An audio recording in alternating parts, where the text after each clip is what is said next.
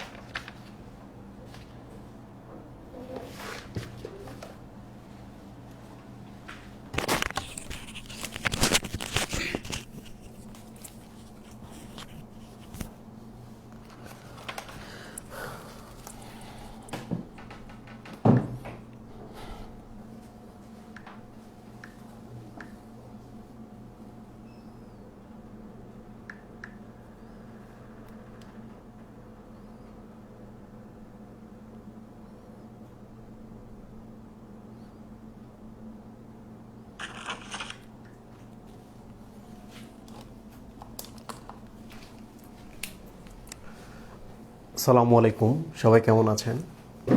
আজকে আমাদের পঞ্চম লেকচার, রাইট? মুন্না 5 নম্বর লেকচার। তো আজকে আমরা একটা বেহেস্তি একটা প্রাণীর কথা আজকে শিখব। এর নাম হচ্ছে সেফালোগর্ডাটা। দেন আমরা পরেরগুলোতে যাব ইনশাল্লাহ। তো দেখো, আজকে অনেক বেশি বেসিক হবে, পাশাপাশি তো গল্প আকারে আমি চেষ্টা করবো একটু পড়াইতে আজকে, কারণ আজ পর্যন্ত কিন্তু সবগুলোই গল্পের ছিল। আমি একদিনও তোমাদের গল্পের পড়াইনি। গল্পে না পড়ানোর একটাই কারণ হলো, গল্প বললে যেটা হয় বেসিকগুলো শিখতে দেরি হয়ে যায়।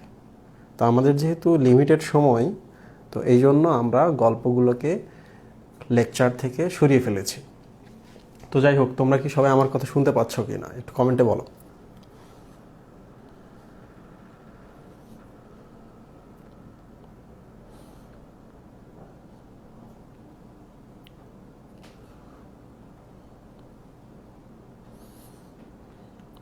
একজন বলেছো, ভাইয়া পেলাজিক প্রাণী মানে কি? বেন্থিক শব্দের অর্থ হচ্ছে একেবারে তলদেশ।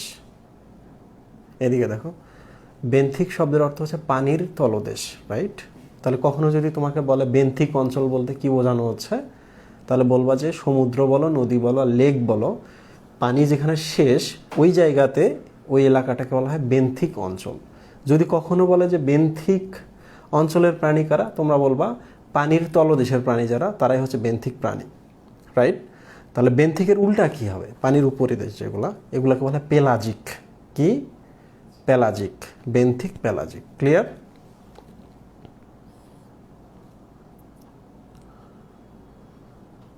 ক্রিয়াটা শুনতে পাও? হ্যাঁ, কোনো কমেন্ট পাচ্ছি না। ইয়া, ঠিক আছে। তো আজকে আমরা একটা স্বর্গীয় প্রাণীর কথা ভাববো। তোমরা বলো তো, স্বর্গে কারা যাবে? যারা ভালো না, যারা খারাপ? যারা ভালো তারাই যাবে, রাইট? তো সেই ভালো প্রাণীটার নাম লিখি। এটা ছিল 9 নম্বর পর্ব, কর্ডাটা, রাইট? কর্ডাটা পর্ব ছিল। আমি বারবার কিন্তু এই জিনিসগুলো লিখবো, এইটা খেয়াল করবা। কর্ডাটা পর্ব ছিল। তাহলে পর্বের নিচে ক্লাস বা শ্রেণী থাকে, কিন্তু আমরা শ্রেণীতে যাওয়ার আগে মাঝামাঝি আরেকটা ক্লাসিফিকেশন আছে, এটার নামই হলো উপপর্ব, রাইট? তো কর্ডাটার উপপর্ব ছিল 3টা। একটা হচ্ছে ইউরো কর্ডাটা,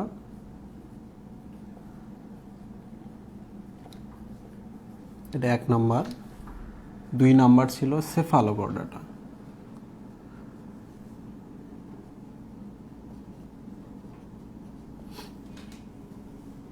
3 নাম্বার ছিল ভার্টিব্রাটা। চট করে বলো তো আমরা কোনটাতে আছি, 1, 2 না 3-এ? চট করে বলো তো। 3 নাম্বারটাতে আছি, ভার্টিব্রাটা। তাহলে কখনো যদি তোমাকে জিজ্ঞেস করে বলো তো মানুষ কোন পর্বের প্রাণী, সাথে সাথে কি বলবা? কর্ডাটা। কখনো যদি জিজ্ঞেস করে মানুষ কোন শ্রেণীর প্রাণী, সাথে সাথে বলো ম্যামালিয়া, রাইট? তাহলে মানুষ যদি কোন উপপর্বের বা সাবফাইলামের প্রাণী, তখনও কিন্তু চলে আসবে ভার্টিব্রাটা। এটা একটা সাবফাইলাম বা উপপর্ব। তো প্রশ্নে এই ভুলগুলো কিন্তু থাকতে পারে। প্রশ্ন সহজ হয়, এই ছোট ছোট ভুলগুলো হয় আমাদের। এবার আসি আমরা সেফালোকর্ডাটা। তো আমি সেদিন কিন্তু বলেছিলাম যে ইউরো মানে ইউরিন, ইউরিন মানে যেহেতু শরীরের শেষ দিকে আমাদের মূত্র ত্যাগের নালী থাকে, এই জন্য ইউরো শব্দের অর্থ আসলে হচ্ছে শেষ দিক বা লেজ বা টেল, রাইট? তাহলে বলো তো কর্ডাটার কোন প্রাণীগুলোর নটোকর্ড শরীরের শেষের দিকে থাকে? Urochordata, right? সেম। এবার চলে আসি আমরা সেফালোকর্ডাটা। একটু ভালো করে খেয়াল করো। কর্ডাটা মানে যাদের নটোকর্ড থাকে, নটোকর্ড থাকে। এই যে কর্ড, এই যে কর্ড। তাহলে অর্ধেক ভাঙলাম, বাকি রইল সেফালো। সেফালো বা কেফালো। সেফাল শব্দের অর্থ হচ্ছে হেড বা মাথা। তাহলে আমি যদি কখনো জিজ্ঞেস করি বলো তো কোন উপপর্বের প্রাণীদের মাথার দিকে নটোকর্ড থাকে, মাথার দিকে নটোকর্ড থাকে, বললাম মাথা বা সেফালোকর্ডাটা উপপর্বের প্রাণীদের। ওকে, তো মাথার দিকে যদি থাকে, আগেরটার কোথায় ছিল? লেজের দিকে। যেহেতু লেজের দিকে ছিল তাহলে সে খারাপ, মাথার দিকে যেহেতু আছে তাহলে সে ভালো, রাইট? যারা ভালো তারা কিন্তু সব সময় ভালো, ঠিক কিনা? তাহলে মনে রাখবা যেহেতু সেফালোকর্ডাটা হচ্ছে জান্নাতি প্রাণী বা ভালো, তাই তাদের এই নটোকর্ডটা যখন জন্ম নিবে বা ভ্রূণ থাকবে তখন নটোকর্ড থাকবে কোথায়? মাথার দিকে। ওকে, তাহলে যখন মৃত্যু হবে বা পরিণত, তখনও তাদের মাথার দিকে নটোকর্ড থাকবে, রাইট? যারা ভালো তাদের সব সময় থাকবে, রাইট? তাহলে এটা খুব ইম্পর্ট্যান্ট, কারণ আমরা কিন্তু আগেই দেখেছিলাম এদেরগুলা জন্মের সময় লেজের দিকে নটোকর্ড থাকে, অর্থাৎ শরীরের শেষ প্রান্তে, এই যে এই প্রান্তে এখানে। যখনই এরা বয়স বাড়ে তখন এটা উধাও হয়ে যায়, বাট এর ক্ষেত্রে কিন্তু উধাও হয় না, মাথার দিকে থাকে, আজীবন থাকে, জন্মের সময়ে থাকে, শেষেও থাকে। খুব ইম্পর্ট্যান্ট কিন্তু এই টপিকটা। ওকে, আচ্ছা, তাহলে একটা আমরা ছবি দেখি এবার।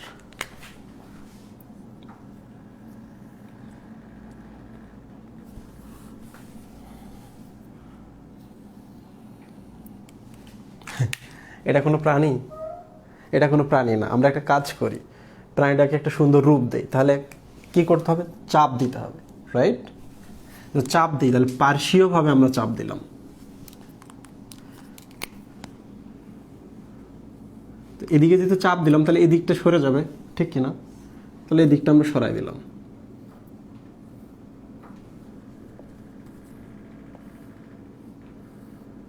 দেখো তো কি সুন্দর একটা প্রাণী হলো না? তাহলে এখন যদি জিজ্ঞেস করে বলো তো সেফালোকর্ডাটার প্রাণীগুলো কোন দিকে চাপা, তোমরা বলবা পার্শ্বীয়ভাবে। এই যে এই পাশ যে চাপা দিছে আমাকে, তখন লম্বা হয়ে গেছি, রাইট? পার্শ্বীয়ভাবে চাপা। এক, পার্শ্বীয়ভাবে যেহেতু আমরা চাপা দিয়েছি, এই জন্য দেখো আগের যে প্রাণীগুলো ছিল, এর আগে যে প্রাণীগুলো ছিল, কেউ ছিল ব্যাঙাচির মতো, কেউ ছিল পিঁপে বা থালা আকৃতির, আর কেউ ছিল গোলাকার।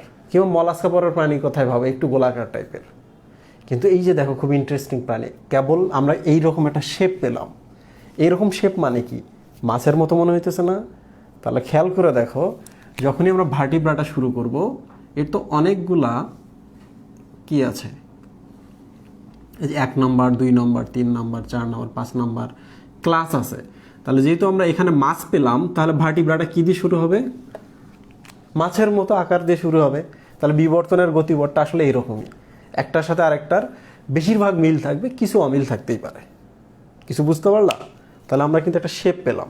এই শেপ দিয়ে কিন্তু পরের ভার্টিব্রাটা আমরা শুরু করব। প্রিয় স্টুডেন্ট, তাহলে আমরা একটা বৈশিষ্ট্য পেলাম, এরা হচ্ছে পার্শ্বীয়ভাবে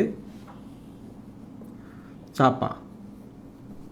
ওকে, 2 নাম্বার হচ্ছে, একটু ভালো করে খেয়াল করো তো, প্রান্ত দুইটা চাপা কিনা।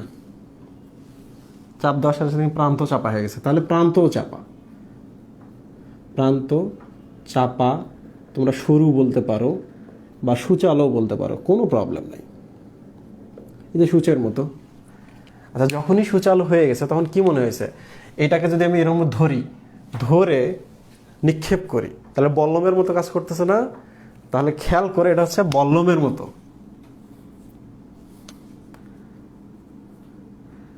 বল্লমের মতো প্রাণী। ওকে, তাহলে এই শব্দটাকে আমরা ধীরে ধীরে নিচে নামাই। বল্লমটাকে এবার আমরা বলি বল্লমের মতো আকার এমন একটি প্রাণী। তাহলে বল্লমের মতো আকার মানে কি? বল্লাকার প্রাণী, তাই না? একটার পর একটা লাইন আসছে, ঠিক কিনা?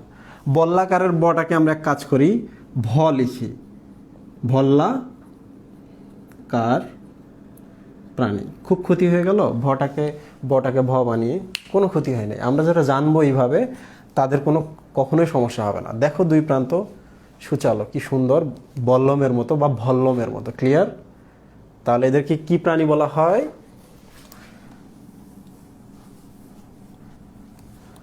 সেফালোপডার একটা নাম পেলাম আমরা, ভল্লাকার প্রাণী। আমি কি ব্রেক দেব? 2 নাম্বার, এই যে বল্লমের ইংলিশ নাম হচ্ছে ল্যান্সেলট, রাইট? ল্যান্সেলেটস অ্যানিমেল। তোমরা যারা কিংসম্যান মুভিটা দেখেছো, ওখানে দেখবা যে ফিমেল যে ক্যারেক্টারটা আছে তার নাম ল্যান্সেলট। ল্যান্সেলট মানে কি? ল্যান্সেলট মানে হচ্ছে 2 প্রান্ত দিয়েই কাটে। বুঝলা কিছু? মানে এই প্রান্তটাও তীক্ষ্ণ, কোনো কিছু ঢুকলে কেটে দিবে, এই প্রান্তটাও তীক্ষ্ণ, বের হওয়ার সময় কেটে দেবে, তাই না? খুব মজার না এটা? তো বল্লমটা তো ওই রকমই, 2 প্রান্তই তীক্ষ্ণ, A4 O4 দুইটাই করে দিতে পারবে সে। ল্যান্সেলট। তো কিংসম্যানের যে মেয়েটা, ওরা যেহেতু পাওয়ারফুল, ওদের যেহেতু অনেক ধরনের প্র্যাকটিস আছে, তাহলে তুমি যে কোনোভাবে আটকাও, ওরা প্রবেশ করার সময় তোমার ক্ষতি করে, চলে আসার সময় ক্ষতি করে দেবে। ওকে, এবার চলে আসি, এটার আরেকটা নাম আছে। কি নাম? এমফিঅক্সাস প্রাণী। তোমার মনে হতে পারে হোয়াট ইজ এমফিঅক্সাস? এই যে উপর থেকে কিন্তু এমফিঅক্সাস শব্দটা চলে আসে। দেখো, তোমাদের কেমিস্ট্রিতে অ্যাম্ফোটেরিক যৌগ বলে একটা যৌগ আছে, রাইট? মানে কি উভধর্মী, অ্যাসিড ক্ষার দুইটা হিসাবে কাজ করে, রাইট? তাহলে অ্যাম্ফো মানে কি? বোথ বা উভয়। অক্সাস শব্দের অর্থ হচ্ছে টেইল বা প্রান্ত হতে পারে, আবার মানে ইন্ড আর কি, এই প্রান্তর ওই প্রান্তের কথা বলছে। একই রকম না দেখতে? তাহলে 2 প্রান্তে একই রকম।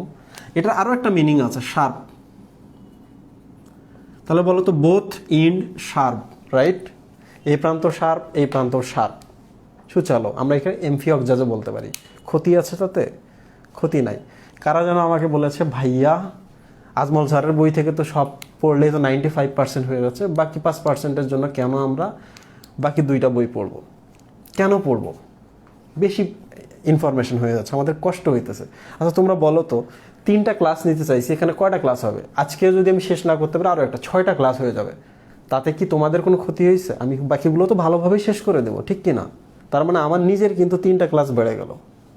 আমার যেহেতু ক্ষতি হয় নাই, আমার যেহেতু শ্রম বা কষ্ট লাগতেছে না, তোমাদের কেন লাগতেছে, টায়ার্ড লাগতেছে? আমি কি বেসিক পড়া বাদ দিয়ে দিব? এগুলো সব আছে। এই যে এখানে দেখো, একজন প্রশ্ন করেছো, ভাইয়া ডিউটারোস্টম কি?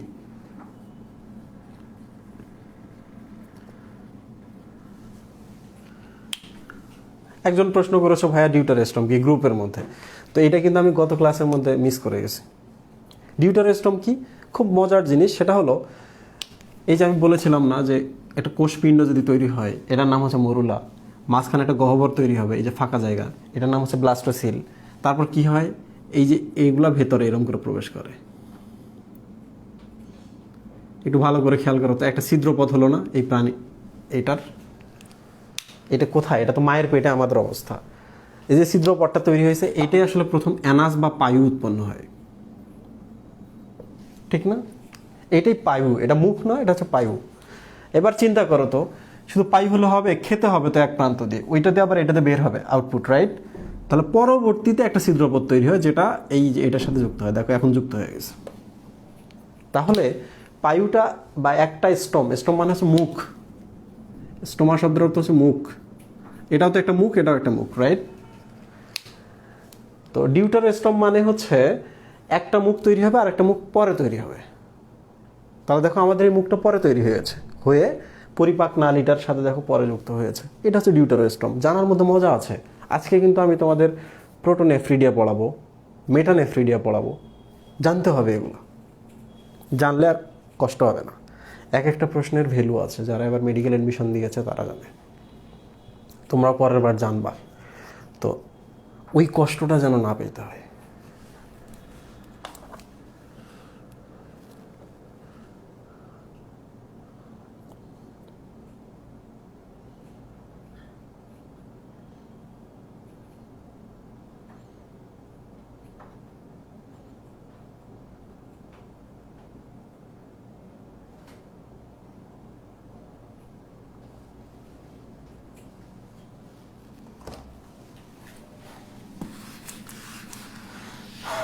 আমরা কোথায় ছিলাম?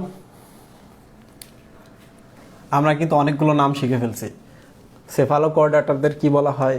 ভল্লাকার প্রাণী বা ল্যান্সেলাট বা এমফিওক্সাস, যার দুই প্রান্ত সূচালো। আরও একটা নাম আছে, দেখো এইটার নাম হচ্ছে ব্রানকিওস্টোমাটা। তোমরা যখন আলিম স্যারের বইটা পড়বা, দেখবা যে সায়েন্টিফিক নেমগুলো দেওয়া হয়েছে সবগুলো প্রাণীর নামের আগে, সেফালোকর্ডাটার সব প্রাণীর নামের আগে ব্রাঙ্কিওস্টোমাটা দেওয়া আছে। তো প্রথম যখন সিমন নামে একজন সায়েন্টিস্ট এরকম একটা প্রাণী পৃথিবীতে পাইছে, উনি দেখো খুব স্পেশাল। কি স্পেশাল? দুই প্রান্ত সূচালো। দুই প্রান্ত সূচালো মানে কি? ল্যান্সেলট, রাইট? এরপর দেখে যে এদের শরীরে এরকম অনেকগুলো ছিদ্র ছিদ্র আছে। দেখো ব্রাঙ্কিও, যারা শব্দটা চেনো তাদেরকে বলি ব্রঙ্কিয়াল ট্রি বা ব্রঙ্কাস শব্দটা শুনছো কখনো? ব্রঙ্কাস কোথায় থাকে? এই শ্বাসনালীতে। ট্রাকিয়াটা গিয়ে দুইটা ব্রঙ্কাসে বিভক্ত হয়, রাইট? তো কি বোঝাচ্ছে? যে ব্রাঙ্কিও বলতে বোঝাচ্ছে যে শ্বাসনালীর ছিদ্র বা কিছু একটা। আমরা এতদিন যতগুলো প্রাণী পড়ে আসছি, কোথাও আমরা কি দেখছি যে শরীরে শ্বাসনালী বা কিছুর জন্য একটা ছিদ্র আছে? এই যে মাছের ক্ষেত্রে চিন্তা করতো, মাছের তো দুই সাইডে ফুলকার জন্য ছিদ্র আছে। ফুলকাতে কি খায়? শ্বাস নেয়, ঠিক না? তাহলে এদেরও এরকম আমরা শ্বাস পেলাম, শ্বাস ছিদ্র পেলাম। দুই নম্বর হচ্ছে স্টোমাটা। স্টোমাটা কি মুখের মতো না এগুলা? প্রথম হচ্ছে এগুলো হচ্ছে ফুলকা ছিদ্র, মানে ব্রাঙ্কিও। স্টোমাটা মানে এগুলো মুখের মতো, তাহলে ব্রাঙ্কিও স্টোমাটা। তাহলে ওই সিমন নামক সায়েন্টিস্ট এটার নাম রাখলেন ব্রাঙ্কিও স্টোমাটা, যেহেতু দুই প্রান্ত সূচালো এবং দুইটা থাকে সায়েন্টিফিক নামের পার্ট, তাহলে শেষ পার্টে উনি দিয়ে দিলেন ল্যান্সেলাটাম। ব্রাঙ্কিও স্টোমাটা ল্যান্সেলাটাম। ভুল আছে? এই নামের মধ্যে কিন্তু সব আছে। ল্যান্সেলাটাম মানে হচ্ছে দুই প্রান্ত সূচালো, দেখো সূচালো। ব্রাঙ্কিও স্টোমাটা মানে হচ্ছে ফুলকার ছিদ্র, রাইট? যদিও ব্রাঙ্কিও শব্দ হচ্ছে শ্বাস, স্টোমাটা শব্দ হচ্ছে মুখ। মুখ মানে ছিদ্র, শ্বাস মানে তো ফুলকা। তো এই যে রিলেশন আছে না প্রত্যেকটা জিনিসের? আছে কিনা মুহিব? ওকে,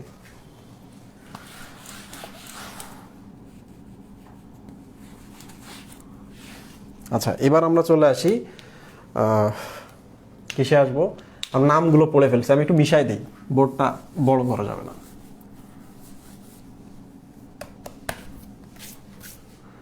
এবার চলে আসি আমরা, বইয়ে বলা আছে ওরাল হুড এবং ওরাল সিরি। ওরাল হুড, ওরাল দেখা যাচ্ছে এটা সিরি আছে। প্রিয় স্টুডেন্ট, ওরাল শব্দটার অর্থ হচ্ছে মুখ, তাই না? ওরো মানে হচ্ছে মুখ, ওরাল মানে হচ্ছে মুখ। তাহলে ধরা যাক এইটা হচ্ছে প্রান্ত আর এটা হচ্ছে মুখ। ওকে, তো দেখো এর এই জায়গায় একটা ছিদ্র, মুখ আছে, একটা মুখ আছে। তাহলে মুখের কথা প্রথমে বলতেছে। হুড, হুড কি জিনিস, সিরি কি জিনিস দেখাই আমি তোমাদের।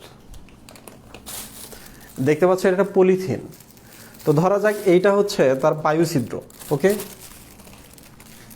এখানে আছে বায়ু ছিদ্র।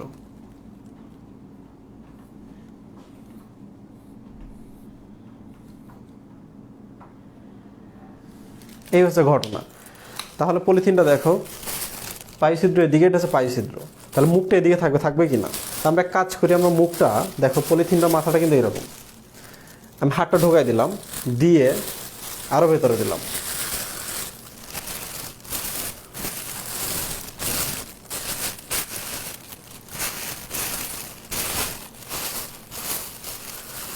দেখো তো দেওয়ার পর কি হয়েছে, এই যে প্রান্ততে এখন কটা করে ফোল্ড, হাতটা যদি ঢোকাই দিলাম তাহলে পলিথিন একটা এসে পাশে চলে গেছে, গেছে কি না? তাহলে ফোল্ড, ফোল্ড না এটা? তো এর যে মুখটা দেখতে পাচ্ছ, মুখটা হচ্ছে এইরকম, এই মাঝখানে একটা ছিদ্র আছে, মাঝখানে একটা ছিদ্র আছে। তো ওর মুখটা হচ্ছে এইরকম। তো আমরা যখন এই যে দেখো এখান থেকে একটা হুড দেই মাথায়, তাহলে হুডিটা কেমন হয়, এইরকম এসে কাপড়টা কিন্তু ডাবল প্লেয়ার, এসে এখানে শেষে আবার চলে যায়, যায় কি না?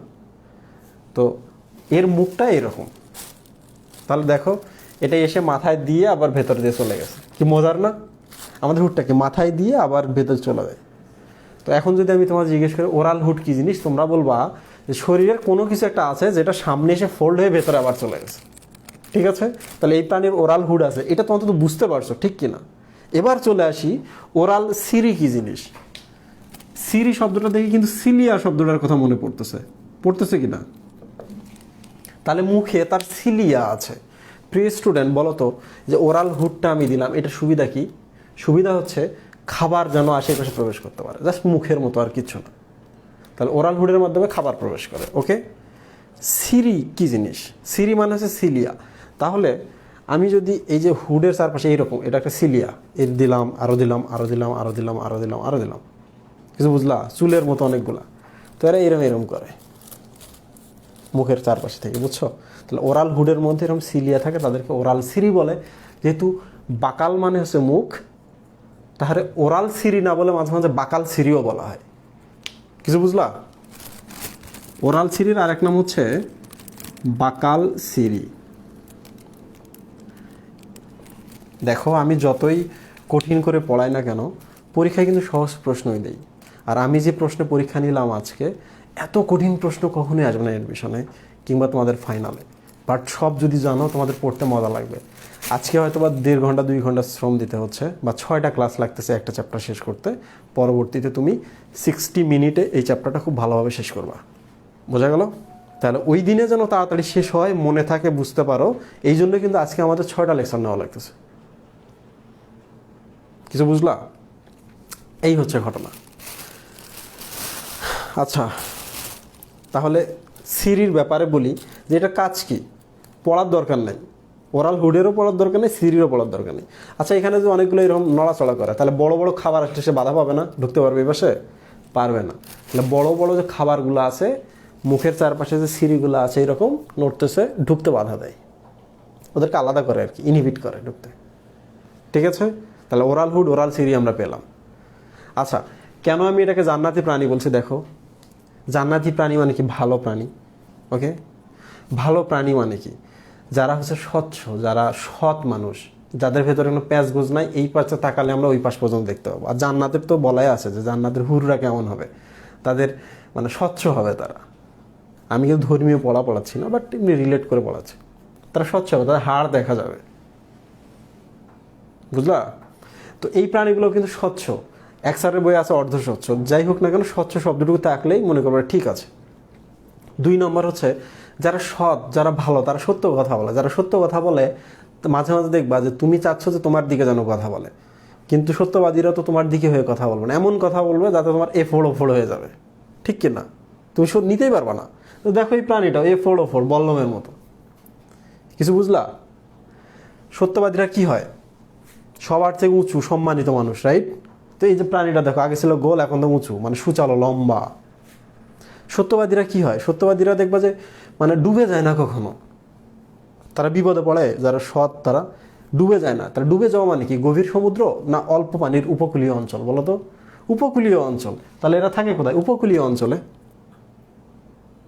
এইভাবে মেলাবা। আচ্ছা বলো তো, উপকূলীয় অঞ্চলে যদি হয় তাহলে না, অত দূর না চাই, প্রাণীগুলো এখানে অনেক বড় মনে হলে এটা আসলে খুব ছোট, 3 থেকে 7 সেন্টিমিটার বা এরকম আর কি, বইয়ে যেটা আছে এটা দেখবা। আর একটা জিনিস মনে রাখবা, সেটা হলো, আচ্ছা আপাতত জানার দরকার নেই, এরপরে আমরা চলে আসি। আচ্ছা আমি ছবিটা ভেতরে আমরা আপাতত মনে করে দেখতে পাচ্ছি না, ওকে? মাছটার আমরা গায়ের উপরের অংশ দিয়ে দেখতেছি। সেটা হলো এর গায়ে যে পেশিগুলো আছে, মাছের যে মাংসটা আমরা খাই ওগুলোতে পেশি, রাইট? কোষ কোষ মানে সেপারেট সেপারেট সেপারেট, আলাদা আলাদা করে সুন্দর করে রেখে দেওয়া হয়েছে। যেমন ধরা যাক এখানকার পেশিগুলা, পেশি এই যে এখানে কিছু পেশি এরকম করে সব আলাদা আলাদা করা। ভিটা উল্টা হয়ে গেছে, এটা পেছন সাইড হবে, ভি আকৃতির। তো ধরা যাক এই জায়গায় কিছু পেশি আছে, মাংস আছে, এই জায়গার পেশিগুলা এখানে আছে, এরা আবার আলাদা পেশি। কেন এগুলো আমি আলাদা করে দিলাম বলি, আমরা যত উন্নত হবে ততই আমাদের স্নায়ুতন্ত্রকে উন্নত হতে হবে, রাইট? স্নায়ুতন্ত্র যদি উন্নত হয় তাহলে এদের উন্নত স্নায়ুতন্ত্র আছে মোটামুটি, ধরা যাক। তো এটা একটা স্নায়ু, মানে হচ্ছে সুষুম্না কাণ্ড, আমাদের মেরুদণ্ডের ভেতর দিয়ে যেটা যায় আর কি। তো এই যে এখানে একটা বের হলো শাখা, এই পাশে একটা বের হলো, এ পাশে একটা, এ পাশে একটা, এ পাশে একটা, এ পাশে একটা। কিছু বুঝলা? এটার নাম কি, সুষুম্না কাণ্ড বা স্পাইনাল কর্ড। কর্ড বানান কি ঠিক আছে? সব ভুলে যাইতেছে ইংলিশ বানান, বাংলা লিখতে লিখতে। প্রিয় স্টুডেন্ট দেখো, তাহলে এটা একটা স্পাইনাল নার্ভ, স্পাইনাল নার্ভ, এটা একটা স্পাইনাল নার্ভ, এটা একটা, এটা একটা, এটা একটা, এটা একটা, সিঙ্গেল সিঙ্গেল আর কি, দুই সাইডে জোর জোর হয়ে বের হয়েছে। একটু দেখো, এর যেহেতু নাম সেফালো,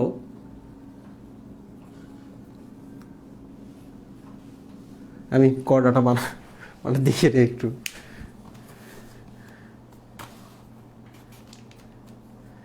সিএইচ, ঠিক আছে।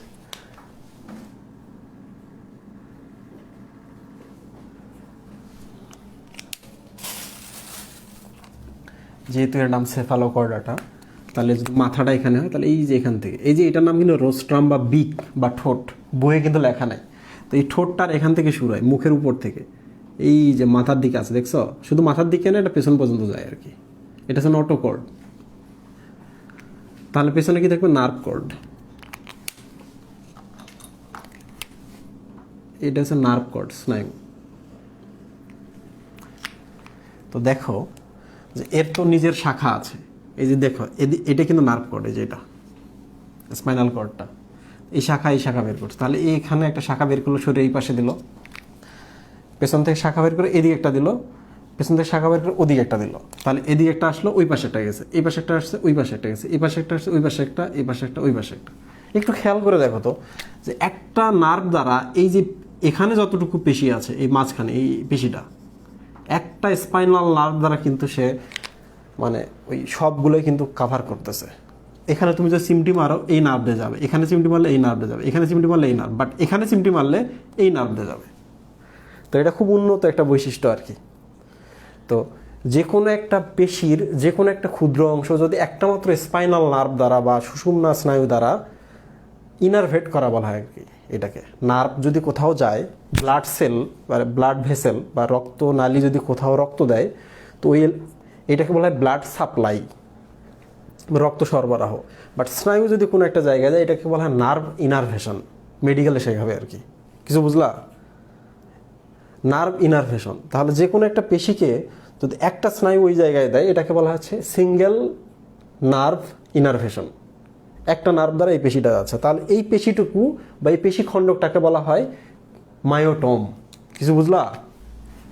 এই জায়গাটার নাম হচ্ছে মায়োটম। এই টম মানে হচ্ছে খণ্ড, অ্যানাটমির টম মানেও কিন্তু খণ্ড, শরীরকে খণ্ড খণ্ড খণ্ড করে আলাদা আলাদা করে আমরা পড়ি, এই জন্য অ্যানাটমি, বুঝলা? আর মায়ো মানে হচ্ছে মাসল বা পেশি। তাহলে এই অংশটুকুকে বলা হচ্ছে একটা মায়োটম, এটাকে বলা হচ্ছে একটা মায়োটম বা পেশিখণ্ড, এটা একটা পেশিখণ্ড। কেন এগুলোকে মায়োটম বা পেশিখণ্ড বলা হচ্ছে? কারণ ওই খণ্ডটুকু একটা স্নায়ু দ্বারা নিয়ন্ত্রিত। ওকে, এই তোমরা কি আমার কথা বুঝতে পারছো? তাহলে সেফালোকর্ডাটার একটা বৈশিষ্ট্য লিখে দিবা, এদের দেহে এই আকৃতি বা ভি আকৃতির মায়োটম থাকে বা পেশিখণ্ড থাকে। ওকে, ঠিক আছে, আশা করি এই পর্যন্ত সব ঠিক আছে। আর কি কি থাকতে পারে একটু দেখাই, মিশাই দেয় এগুলো।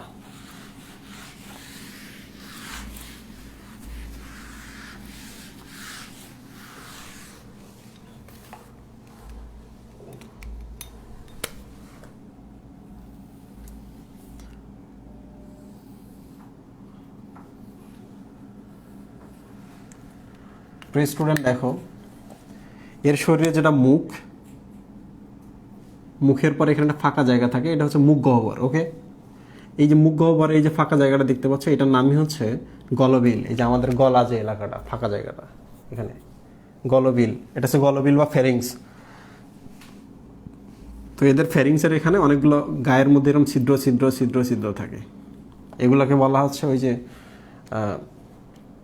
কি বলে, ব্রঙ্কোপোর আর কি, ব্রাঙ্কিওপোর বা শ্বসন ছিদ্র, শ্বাস ছিদ্র। মাছের ক্ষেত্রে যেটাকে আমরা বলি ফুলকা ছিদ্র। ওকে, তো এই নালীটা, এটাকে বলা হচ্ছে এট্রিয়াম, ফাঁকা জায়গা যেহেতু এটা হচ্ছে এট্রিয়াম। এই একটু দেখো ভালো করে, তাহলে এটা একটা ছিদ্র না? এটার নাম যদি অ্যাট্রিয়াম হয়, এটার নাম যদি অ্যাট্রিয়াম বা প্রকোষ্ঠ হয়, তাহলে এটার নাম হচ্ছে অ্যাট্রিওপোর। অ্যাট্রিওপোর, পোর মানে হচ্ছে ছিদ্র। ওকে, এত ডিপ পড়া লাগবে না, এই লাইনটাও লাগবে না। তো এবার চলে আসি আমি খুব গুরুত্বপূর্ণ একটা জিনিস নিয়ে, সেটা হলো এরা উন্নত হচ্ছে না, এদের কিডনির লাগবে না? কিডনি লাগবে কি না? আমরা কিন্তু যখন এতে ছিলাম প্লাটিহেলমিনথিসে, তখন আমরা কি পড়ে আসছিলাম, ওদের হচ্ছে ফ্ল্যাম সেল থাকে বা শিখাকোষ, রেশন অঙ্গ হিসাবে, মানে শরীরের বজ্রগুলো বের করে দেয় সে, রক্তের বজ্রগুলো, রাইট? এদেরও ফ্ল্যাম সেল থাকে। তোমরা তো জানো ফ্ল্যাম সেল নাম হচ্ছে প্রোটোনেফ্রিডিয়া। ফ্ল্যাম সেল বা প্রোটোনেফ্রিডিয়া,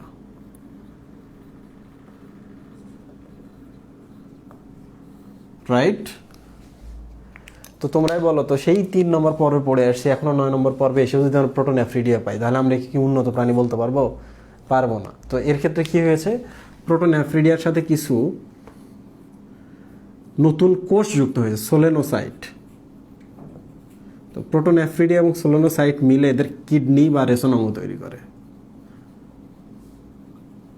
আমি একটা চিত্র দেখাবো, চিত্র দেখানোর পরই আমি একটা ব্রেক নিব। তো তোমরা শুধু চিত্রটা দেখো, আর এখান থেকে কিছু পড়তে হবে না, মোটামুটি শেষ কিন্তু। ওকে, আমরা কি দেখব, প্রোটোনেফ্রিডিয়া সোলেনোসাইট। তো এদের বলা হয় যে এদের রেশন অঙ্গ সোলেনোসাইট, অনেক সোলেনোসাইট সমৃদ্ধ প্রোটোনেফ্রিডিয়া দ্বারা তৈরি। প্রোটোনেফ্রিডিয়া আদি বৈশিষ্ট্য, এটা যখনই যুক্ত হয়েছে তখন মনে হচ্ছে যেমন উন্নত হইতেছে। ওকে, ও এই প্রাণীর কিন্তু রক্তকণিকা আছে, কিন্তু সেখানে আবার হিমোগ্লোবিন নেই। কিছু বুঝতে পারলা? এর কিন্তু হৃৎপিণ্ড নেই, খুব ভালো করে খেয়াল করো।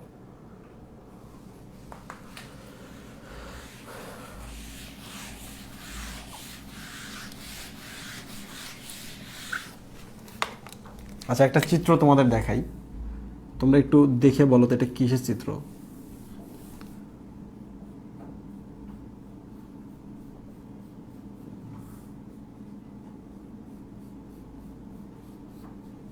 এটা প্রাণী, any idea? Any idea?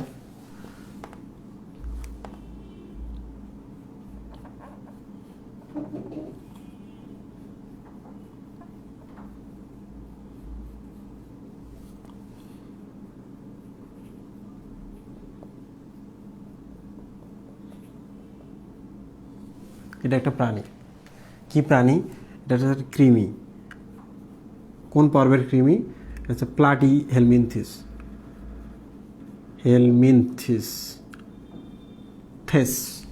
প্লাটি helminthes. তো প্লাটি হেলমিনথিস মানে কি? প্লেট বা ফ্ল্যাট বা চ্যাপ্টা। দেখো চ্যাপ্টা না, এরা শরীরটা চ্যাপ্টা কৃমি। তো আমি কিন্তু বলেছিলাম যে প্লাটি হেলমিনথিসের ও যদি আমাদের শরীরে খায় রক্তগুলো এই পাশে আসে, আমাদের রক্তে তো অনেক বজ্র টর্জ আছে, এই যে এগুলোর নাম হচ্ছে শিখাকোষ, এখানে থাকে, যেটা হচ্ছে প্রোটোনেফ্রিডিয়া। তো রক্তের ভেতর যে বজ্রগুলো আছে এরা ফিল্টার করে বের করে দেয়। বুঝতে পারছো? ফিল্টার করে কি করে? বের করে দেয়। একটু ভালো করে খেয়াল করো, এগুলোর নাম হচ্ছে শিখাকোষ। এবার আমি তোমাদের দেখাই জুম করে। এই অংশটুকু আমরা এবার জুম করি। এই যে একটা, এইটাকে যদি জুম করি তাহলে আমরা কি পাবো?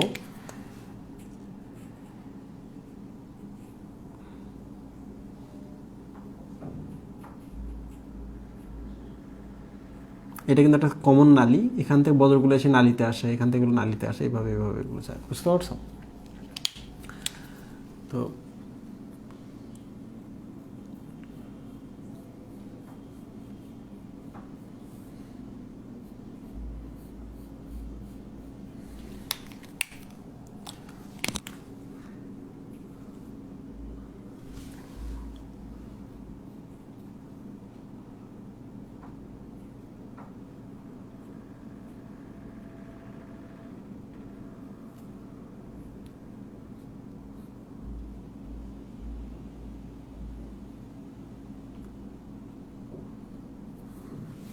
এগুলো হচ্ছে এক একটা করে শিখাকোষ।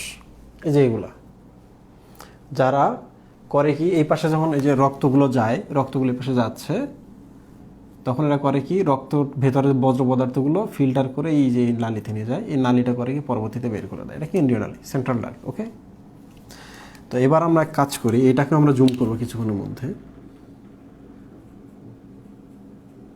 এই যে দেখো এখানে এরকম থাকে, এগুলো হচ্ছে সিলিয়া। কি নাম এগুলা? সিলিয়া। নড়াচড়া করে। দেখো আগুনের শিখার মতো বলে এটাকে শিখা করে বলা হয়। যে আগুনের শিখা না, এই পাশে যে উল্টাইতাম এগুলো শিখার মতো মনে হইতো, ঠিক না? তো এবার আমি এইটাকে হচ্ছে জুম করে দেখাবো।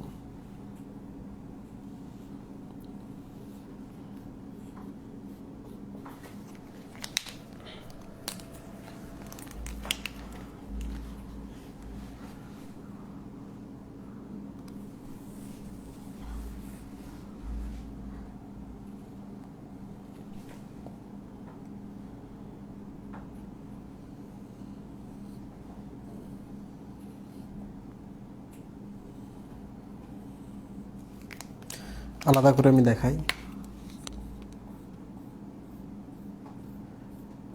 এগুলো নড়াচড়া করে বলেই কিন্তু, এগুলো নড়াচড়া করতে পারলে এরম এরম করে, তাহলে এখানকার যে বজ্রগুলো এদিকে আসতেছে এইগুলো বের হয়ে চলে যায়। বুঝতে পারছো? এগুলো যে ঝাড়ুদার হিসেবে কাজ করে। আচ্ছা, এটা যেহেতু শিখা কোষ, তাহলে এটা একটা নিউক্লিয়াস দিলাম আমি এখানে, নিউক্লিয়াস দিলাম। ওকে, টু স্টুডেন্ট, এই যে মাথাটা এখানে। এখন আমরা চলে আসি, এই জিনিসটা তো ছিল প্লাটিহেলমিনথিসের শিখাকোষ। তো এটা কিভাবে সেফালোকর্ডাটায় আসলো? এটা তো অনুন্নত বৈশিষ্ট্য। উন্নত বৈশিষ্ট্য কি? এর সাথে সোলেনোসাইট, সাইট মানে হচ্ছে কোষ, একটা বিশেষ কোষ থাকবে। কোষটা দেখো এরকম, এরকম একটা নালী থাকে। এই যে কোষ, নিউক্লিয়াস, এই যে নালীটার ছোট একটা নালী থাকে এখানে, সেম নিউক্লিয়াস, নালী, সেম ভাবে অনেকগুলো থাকে। আমি কয়েকটা জাস্ট দেখালাম। নালী মাঝখানে। তো দেখো এটা দেওয়ার একটা সুবিধা কি, সেটা হলো প্রাণীর ধরা যাক এটা হচ্ছে পরিপাক নালী।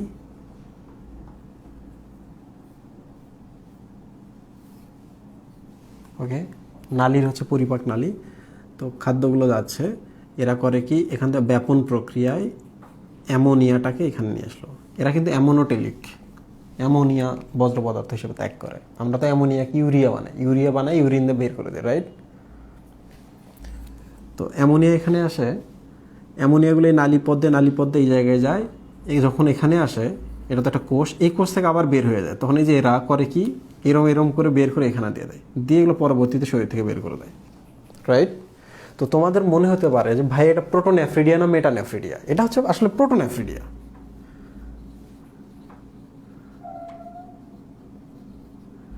প্রোটো মানে হচ্ছে আর্লি, ভেরি আর্লি। তাহলে বুঝতে পারছো এটা খুব অনুন্নত, প্রথম দিকের, খুব প্রাচীন। তো এবার চলে আসে আমরা নেফ্রিডিয়া জিনিস, সহজ জিনিস। আমি শুধু তোমাদের একটুকু দেখাই।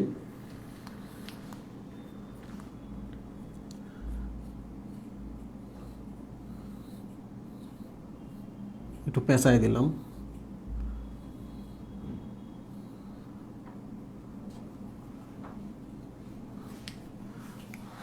দেখো খুব মজার, সেটা হলো এইটার ক্ষেত্রে যেটা হয়, রক্ত এই পর্যন্ত আসে নালীতে, রক্তটা ফিল্টার হয়ে খারাপ পদার্থগুলো দেখো এই পাশে বের হয়ে যাচ্ছে। তার মানে এটার একটা আউটগোয়িং পথ আছে,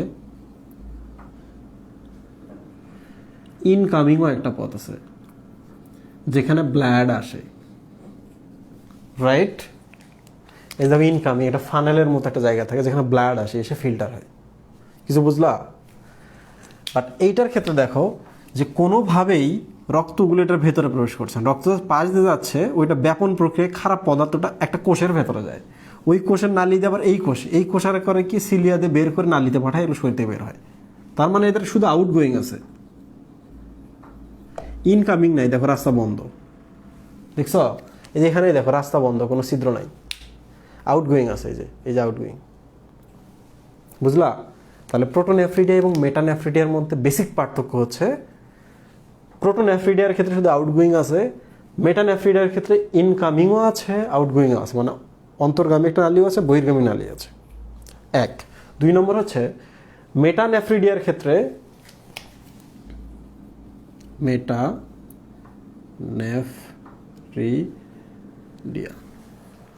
মেটানেফ্রিডিয়ার ক্ষেত্রে আমি আসলে এত ডিটেল লাগবে না, বাট চিত্রগুলো কিন্তু জানতে হবে। প্রোটোনেফ্রিডিয়া এবং মেটানেফ্রিডিয়া বইয়ের মধ্যে আছে, এই জন্য দিচ্ছি। মেটানেফ্রিডিয়ার ক্ষেত্রে দেখো ইনকামিং মানে তাহলে রক্তের সাথে ডিরেক্ট কন্ট্যাক্ট আছে, সম্পর্ক আছে, বাট এটার ক্ষেত্রে রক্তের সাথে সম্পর্ক নেই, এটা ডিফিউশনের মাধ্যমে যায়, ব্যাপনের মাধ্যমে। তো প্রশ্ন হতে পারে ভাইয়া এটা আমাদের আছে না ওটা আছে? তোমরা তো বুঝতে পারতেছো এটা থাকবে না, এটা থাকবে আমাদের না, এটার থেকে আর একটু উন্নত, ওটার নাম আবার নেফ্রন। প্রোটোনেফ্রিডিয়া পরিবর্তন হলো, এই মেটা মানে হচ্ছে পরিবর্তন, চেঞ্জ। তাহলে আগের প্রোটোনেফ্রিডিয়াটা চেঞ্জ হয়ে যেটা হলো তার নাম হচ্ছে মেটানেফ্রিডিয়া। এটা আর একটু যদি উন্নত হয়ে দেখো আমাদের এই যে দেখো সরাসরি ইনকামিংটা ফানেলের মতো, খেয়াল করছো? এই যে এই পাশে প্রবেশ করতেছে আমাদের শরীরে, রক্তনালী আসতেছে, এসে ফিল্টার করে দিয়ে রক্তগুলো আবার চলে যাচ্ছে, খারাপ পদার্থগুলো আসতেছে এসে আমাদের শরীর দিয়ে দেখো আউটগোয়িং দিয়ে আবার বের হয়ে যাচ্ছে, এই যে আউটগোয়িং, দেখছো নেফ্রনের ছবিটা। প্রোটোনেফ্রিডিয়া চেঞ্জ হলো বা মেটা হলো, মেটানেফ্রিডিয়া, দেন নেফ্রন। এই কিছু বুঝলা? মোটামুটি একটা বেসিক দিলাম যেন পড়তে ভালো লাগে। তো আমি দেখি যে এই টপিকটা তার কোনো কিছু বাকি আছে কি না, না থাকলে আমরা এখন ব্রেকে চলে যাবো। টেক্সট বুকটা দাও তো।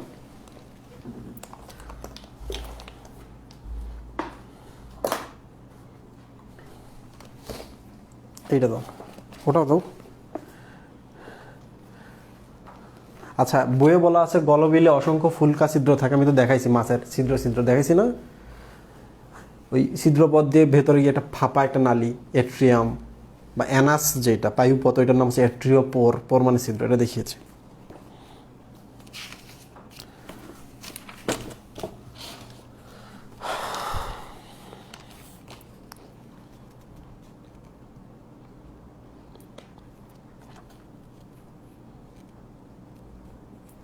না, কোনো শব্দই মিসিং নাই এখানে। তাহলে আমরা এখন একটা ব্রেকে চলে যাবো, ব্রেকটা হবে 6 মিনিটের।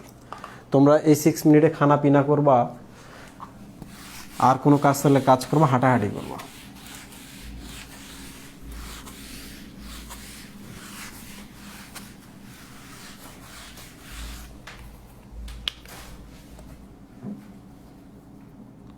সিক্স মিনিট এখন অন করো স্টপ ওয়াচ।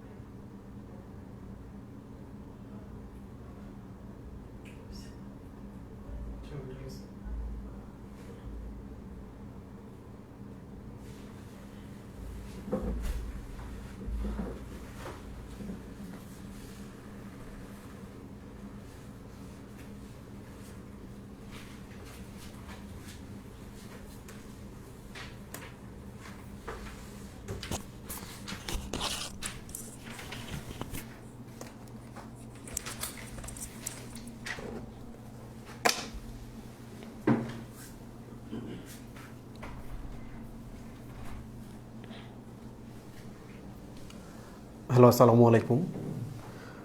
6 মিনিট হয়ে গেছে। তো আমাদের এখন সেফালোকর্ডাটা আমাদের শেষ হয়েছে, এবার আমরা ভার্টিব্রাটায় চলে যাব। তো খুব ইম্পর্টেন্ট কিছু ব্যাপার আছে, যেমন সেফালোকর্ডাটা থেকে এগুলো উন্নত হবে। হ্যাঁ, এগুলো তো সবগুলোই উপপর্ব, রাইট? তো উপপর্বের পর বা পর্বের পরই আসে শ্রেণী। শ্রেণী আসে, অনেকগুলো শ্রেণী আছে, রাইট? তো একটু ভালো করে খেয়াল করো যে প্রথম যে দুইটা আছে এরা এক ধরনের, পরের যে প্রাণীগুলো আছে এরা আরেক ধরনের শ্রেণীতে। তাহলে ভার্টিব্রাটা উপপর্বে কিছু প্রাণী আছে, সেগুলোকে আমরা অনেকগুলো শ্রেণীতে বিভক্ত করলাম। ঠিক আছে? তো আমরা এখন শুধু খেয়াল করব সবগুলোকে যদি আমরা আবার দুই ভাগ করতে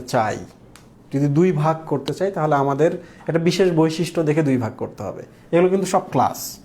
কি এগুলো? ক্লাস বা শ্রেণী।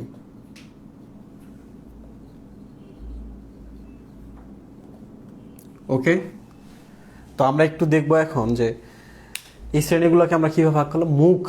মুখের একটা বিশেষ গঠন আছে, এই গঠনটাতে ভাগ করব কিভাবে। সেটা হলো যাদের মুখে চোয়াল আছে তাদের আমরা এক শ্রেণীতে রাখলাম। চোয়াল থাকে ভালো, এই যে আমাদের চোয়াল আছে, রাইট? চোয়াল আছে, তাহলে এরা এক শ্রেণীতে। আমরা যেহেতু এই যে লাস্ট এখন ম্যামালিয়া বা স্তন্যপায়ীতে আছি, তো আমাদের মুখে যেহেতু চোয়াল আছে, তাহলে নিচেরগুলো হচ্ছে চোয়াল আর উপরগুলো হচ্ছে চোয়াল ছাড়া। তো দেখো, এই যে ন্যাথোস মানে হচ্ছে চোয়াল, GNATHOS, ন্যাথোস বানানটা কিন্তু জি দ্বারা শুরু হয়। টায়ালিন শুরু হয় পি দ্বারা, ন্যাথোস শুরু হয় কি দ্বারা? জি দ্বারা। তাহলে যাদের মুখে চোয়াল থাকবে, ন্যাথোস মানে হচ্ছে চোয়াল,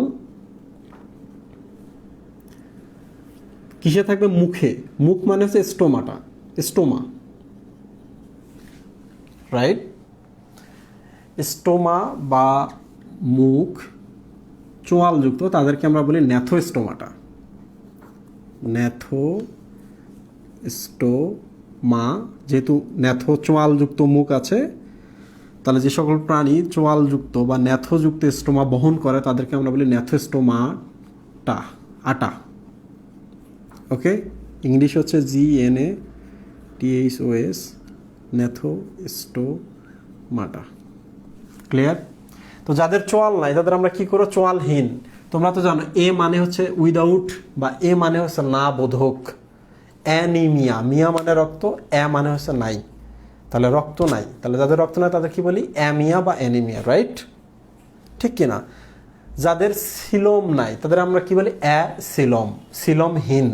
তাহলে যে সকল প্রাণী অ্যাসিলোম তাদেরকে বলে অ্যাসিলোমেট প্রাণী। এ মানে নাই। তাহলে দেখো তো কি নাই? যাদের মুখে চোয়াল নাই। তাহলে যাদের মুখ চোয়াল নাই তাদেরকে আমরা বলবো কি? বা নাই চোয়াল মানে হচ্ছে ন্যাথো। তাহলে এদের নাম, পুরো নাম হচ্ছে একনাথা।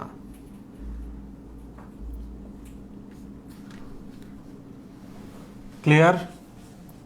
দেখো, এ মানে নাই, ন্যাথো মানে হচ্ছে চোয়াল, একনাথা। তাহলে এখন আমরা দেখবো একনাথা কি কি শ্রেণী আছে।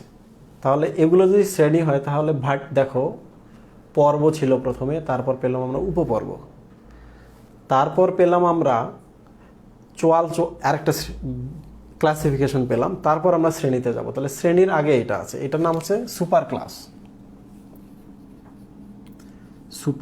ক্লাস বা অধিশ্রেণী। অধি মানে উপরে। ক্লিয়ার? তাহলে এবার আমরা আসি যে কিভাবে কর্ডাটা পর্বের প্রাণীগুলোকে বিভিন্ন ক্লাসে নামকরণ করা হয়েছে। প্রথম হচ্ছে পর্ব, তারপর হচ্ছে উপপর্ব, রাইট? এই যে এটা উপপর্ব। তারপর পরে আসে উপপর্বের পর ক্লাস বা শ্রেণী আসে, কিন্তু শ্রেণীর উপরে এবং উপপর্বের নিচে যেহেতু আরেকটা আমরা ভাগ করতেছি, তাহলে এটার নাম হচ্ছে, যেহেতু শ্রেণীর উপরে তাহলে সুপার ক্লাস। সুপার মানে উপরে, নিচে যদি হতো তাহলে সাব ক্লাস হতো, রাইট? সুপার এবং সাব এই সব দুটো মনে রাখতে হবে। সুপার মানে হচ্ছে উপরে না, সুপার মানে হচ্ছে অধিকতর, মানে উপরে যারা, রাইট? আর নিচে যে সে হচ্ছে super class, sub class. Super মানে হচ্ছে অধিশ্রেণী, সাব ক্লাস মানে হচ্ছে উপশ্রেণী। ফাইলাম মানে হচ্ছে পর্ব। আচ্ছা, এটা বারবার বলবো না, বললে তাদের মাথাটা খারাপ হয়ে যাবে। আচ্ছা, যাই হোক না কেন, তোমরা শুধু মনে রাখবো ভার্টিব্রাটাকে দুই ভাগে ভাগ করা হয়, চোয়ালযুক্ত, চোয়ালহীন।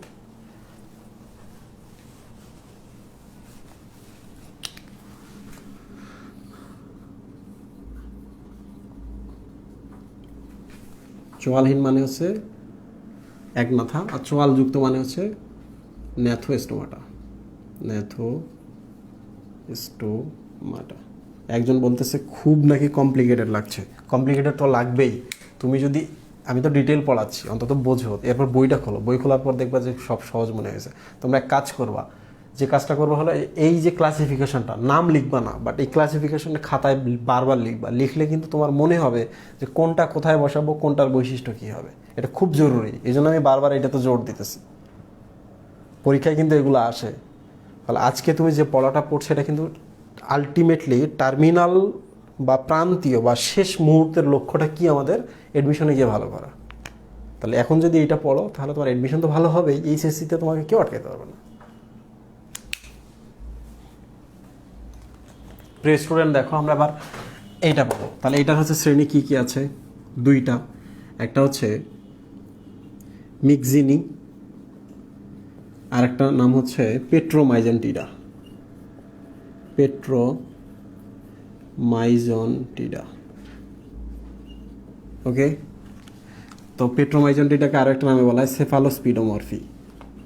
সেফালোস্পিডোমরফি, নামগুলো একটু স্মরণ রাখতে হবে। তো আমি যেহেতু এই দুইটা ক্লাস, এই দুইটা কি সুপার ক্লাস পড়াচ্ছি প্রিয় স্টুডেন্ট। তো এদের আমি আগে উদাহরণগুলোর নাম লিখি। এদেরকে কি বলা হয়? এটার নাম হচ্ছে হ্যাগফিশ, আর এটার নাম, এই প্রাণীদের বলা হয় ল্যাম্প্রে। ল্যাম্প্রে এবং হ্যাগফিশ। কেন এটাকে হ্যাগফিশ বলে? হ্যাগফিশ মানে হচ্ছে বিকৃত মাছ। আমি কিন্তু বলেছিলাম যে সেফালোকর্ডাটাকে আমরা চাপ দিয়ে মাছ বানাইছি, তাহলে এখন শুধু মাছ চলবে। মাছ ধীরে ধীরে একসময় ব্যাঙ হবে, ব্যাঙের পর আমরা পাবো হচ্ছে সরীসৃপ, সরীসৃপের পর পাবো পাখি, পাখির পর পাবো মানুষ, রাইট? তো এগুলো সব মাছ। এটা হচ্ছে বিকৃত মাছ। হ্যাগফিশ মানে হলো বিকৃত মাছ, ওকে। তো এটাও একটা মাছ। এটা বলা হচ্ছে পাথরমুখ মাছ। পাথরমুখ। কেন এটাকে পাথরমুখ বলে? দেখো, পেট্রো মানে হচ্ছে পাথর, মাইজন মানে হচ্ছে চোয়াল। তো এরা করে কি, পাথর থাকে এটার মধ্যে কামড়ায় থাকে, পাথরের মধ্যে মুখটা। অ্যাকচুয়ালি পাথর সাকিং বলা হয়। পাথর সাকিং, মুখটা যদি পাথরে লাগাইতে থাকে, তাহলে আমরা কি মনে করবো যে পাথরে সে মুখটা লাগাই দিয়ে পাথর থেকে কিছু চুষে চুষে খাচ্ছে, রাইট? পাথর সাকিং। আচ্ছা, তোমরা একটু বলো তো যে এই পর্যন্ত তোমরা খুব কষ্ট হইতেছে কিনা? যদি কষ্ট হয় আমি ভাববো যে এটাই নর্মাল, কষ্ট হওয়ারই কথা। 2 নাম্বার হচ্ছে, এই জন্য একটু সময় নিয়েছি, নইলে আজকে আমি সব পড়াইলে আরও যন্ত্রণা হয়ে যেত। গল্প টল্প কিছু বলবো? হ্যাঁ,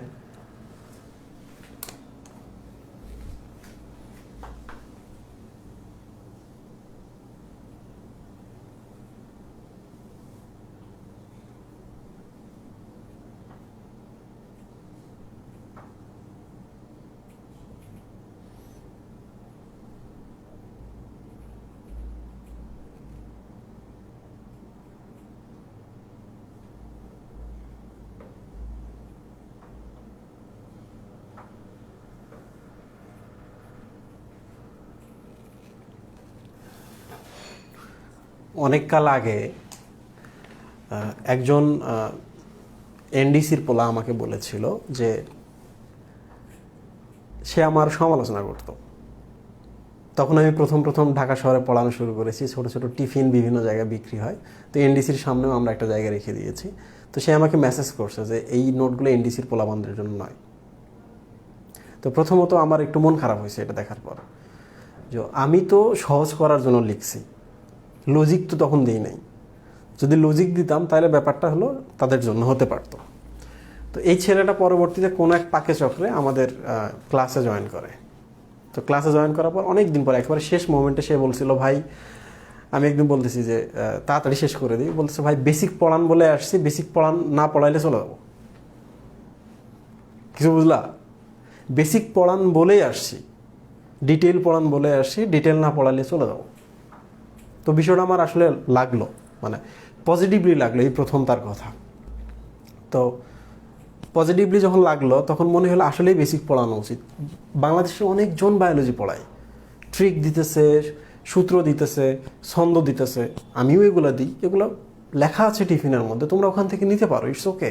টিফিনের মধ্যে কিন্তু সহজ করে আমি যেটা পড়াইছি এটা লেখা আছে, তাহলে কেন আমি আবার ওইটাই পড়াবো? টিফিন যেহেতু তোমাদের দিছি ওইটা পড়ানোর দরকার আছে? আমি তো শীট পড়াই না। তো লাস্ট দিনে যখন মেডিকেল অ্যাডমিশনের আগ মোমেন্টে সে আমাকে একটা মেসেজ করে, মেসেজটা ছিল এরকম, ভাই আমি এক্সট্রিমলি সরি। কেউ যখন কারোর সমালোচনা করে বা ভুল ধরে, খারাপভাবে অ্যাটিটিউড দেখায়, লাস্ট মোমেন্টে যখন সরি বলে তার মানে হলো ওই লোকটা ভালো মানুষ, ছেলেটা খুব ভালো মানুষ ছিল। আমার খুব খুশি হয়েছে আমি এই জিনিসটা দেখে। সে বলছে ভাই আমি সরি। কেন সরি? কারণ আমি আগে আপনার না বুঝে সমালোচনা করতাম, কিন্তু লাস্ট মোমেন্টে এসে আমার মনে হয়েছে আমার আসলে এইভাবেই পড়া উচিত ছিল। কিভাবে? আগে যে ছোটো টিফিন করছি ওইটা না, বেসিক সহ। এবং সে খুব খুশি, এবং লাস্ট মোমেন্টে সেটা বলছে ভাই আমি চান্স পাইলে আপনার জন্য, আপনি তো বলেন যে কুমিল্লার রসমালাই হচ্ছে পচা রসমালাই, আমি নিজে হাতে ধরে নিয়ে আসবো আপনার কাছে, চান্স পেয়ে খবরটা দেওয়ার জন্য। তো আমি অপেক্ষায় আছি, সে বুয়েটে চান্স পাবে, পেয়ে এসে আমাকে রসমালাই দিবে। অন্তত আর আমি বলবো না কুমিল্লার রসমালাই পচা রসমালাই, তাই না? তো বায়োলজি হেটার্সে কিন্তু আমি ফিজিক্সের ক্লাসও নিতে পারতাম, কেমিস্ট্রি ক্লাসও নিতে পারতাম। আই ডোন্ট নো আমি কেমন ভালো পড়াইতাম, বাট নিতে পারতাম। কেন আমি নিই না? কারণ টিউটরের থেকে বড় ব্যাপারটা হলো আমি তোমাদের থেকে বেশি বায়োলজি পড়ি, বায়োলজি পড়তে আমার ভালো লাগে। তো যেহেতু আমি পড়ি, আমার জ্ঞানটা তোমাদের সাথে শেয়ার করি, এই জন্যই কিন্তু তোমাদের পড়াচ্ছি, এছাড়া আমার কোনো উদ্দেশ্য নাই। এটা খুব জরুরি কথা। তাহলে আমার এখান থেকে কতজন মেডিকেলে চান্স পাইলো, ভার্সিটিতে চান্স পাইলো, এইটা নিয়ে আসলে মাইকিং করার কিছু না। এটা আমি করি নাই কখনো, করার প্ল্যানও নেই। তোমরা দেখো গ্রুপের মধ্যে আমি বলিই নাই যে আমাদের কতজন, বারবার বলছি, একটা জাস্ট একটা লিস্ট দিয়ে দিয়েছি যে এখানে দেখো এখন মনে হয় 60 না 62 জন টোটাল পাওয়া গেছে। আরও অনেকেই মেসেজ ধীরে ধীরে করতেছে, আমরা ধীরে ধীরে পাবো। তো নট অ্যাডমিশনের জন্য, আমি সোললি একজন অ্যাকাডেমিশিয়ান। মানে একাডেমিকটা তুমি খুব ভালো করবা কীভাবে এটা দেখে যাও এখানে, এটা ভালো করতে পারলে তোমার অ্যাডমিশনটা খুব ভালো হয়ে যাবে। তো ওই ছেলের কথাটা আমার সারা জীবন মনে থাকবে। আর আমি কখনোই বায়োলজি থেকে শিফট করে কোথাও যাব না, নট আমি ইংলিশেরও ক্লাস নেব, না আমি জিকেরও ক্লাস নেব। এবং বায়োলজি হেটার্স সারা জীবনে বায়োলজি হেটার্স থাকবে। এখানে এসে কেউ কখনো ফিজিক্স শিখবে না, কেমিস্ট্রি শিখবে না, ম্যাথ শিখবে না। বোঝা গেল? এই যে আরেকটা মজার ব্যাপার হলো, তুমি যখন ভালো করবা তখন তোমাকে কিন্তু সবাই নক করবে।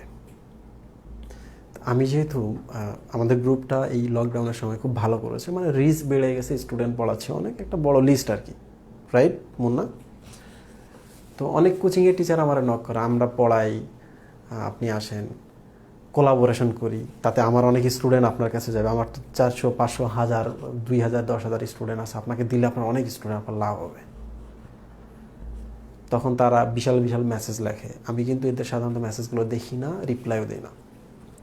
সেটা হলো কোলাবোরেশন, ব্যাপারটা হলো কোলাবোরেশন না, আর আমি কখনো কোলাবোরেশনে যাব না, এটা একটা জরুরি বিষয়। 2 নম্বর হচ্ছে স্টুডেন্ট নাম্বার টাকা পয়সার থেকেও জরুরি হলো আমি পড়ায় মজা পাইছি কিনা। এই যে আমি ক্লাসটা নিব, ক্লাসটা নেওয়ার পর যদি আমার মনে হয় যে আমি তোমাদের ভালো করে বোঝাইতে পারি না, আমার খারাপ লাগে পরবর্তী ক্লাসের আগ পর্যন্ত, যে ওই ক্লাসটা ভালো না লাগবে। তো এইটা আমার লাগে বলে আমি মনে করি যে আমি তোমাদের টিচার হওয়ার আগে আমি বায়োলজির একজন ছাত্র। মুহিব, বোঝা গেল কথাটা? তো তোমরাও বায়োলজির ছাত্র, আমিও বায়োলজির ছাত্র, তোমরাও পড়ো, আমিও পড়ি। আমার শুধু এক্সট্রা একটা জিনিস, সেটা হলো আমি তোমাদের একটু শেখাই, চেষ্টা করি, আর কিছু নাই।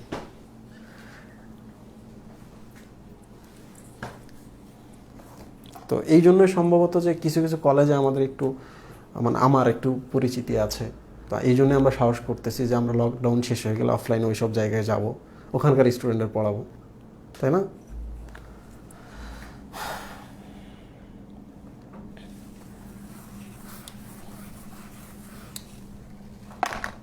আচ্ছা, তোমরা তো কেউ আমারে কইলা না ভাই, আপনি তো ভার্টিব্রাটার এই দুইটা পড়াচ্ছেন। তার আগে একটু ভার্টিব্রাটার একটু কমন যে ক্যারেক্টারিস্টিক্সগুলো আছে, বৈশিষ্ট্যগুলো আছে, এগুলো সম্পর্কে একটু ব্রিফ দেন। বলি, প্রথম কথা, ভার্টিব্রাটাতে যেহেতু আমরা আছি, রুই মাছ ওটাও আছে, রাইট? আরও কিছু প্রাণী আছে। তো বলে রাখি, এই যে মানুষের ক্ষেত্রে দেখো, আমাদের নটোকট থাকে ছোটোবেলায়, পরবর্তী এটা কিসে পরিণত হয়? মেরুদণ্ড। মেরুদণ্ডে পরিণত হয় বলেই কিন্তু আমরা ভার্টিব্রাটা। তাহলে ভার্টিব্রাটা পরের প্রাণীদের নটোকটটি মেরুদণ্ডে পরিণত হয়, রাইট? আমাদের মেরুদণ্ড কি হাড্ডি দ্বারা তৈরি না?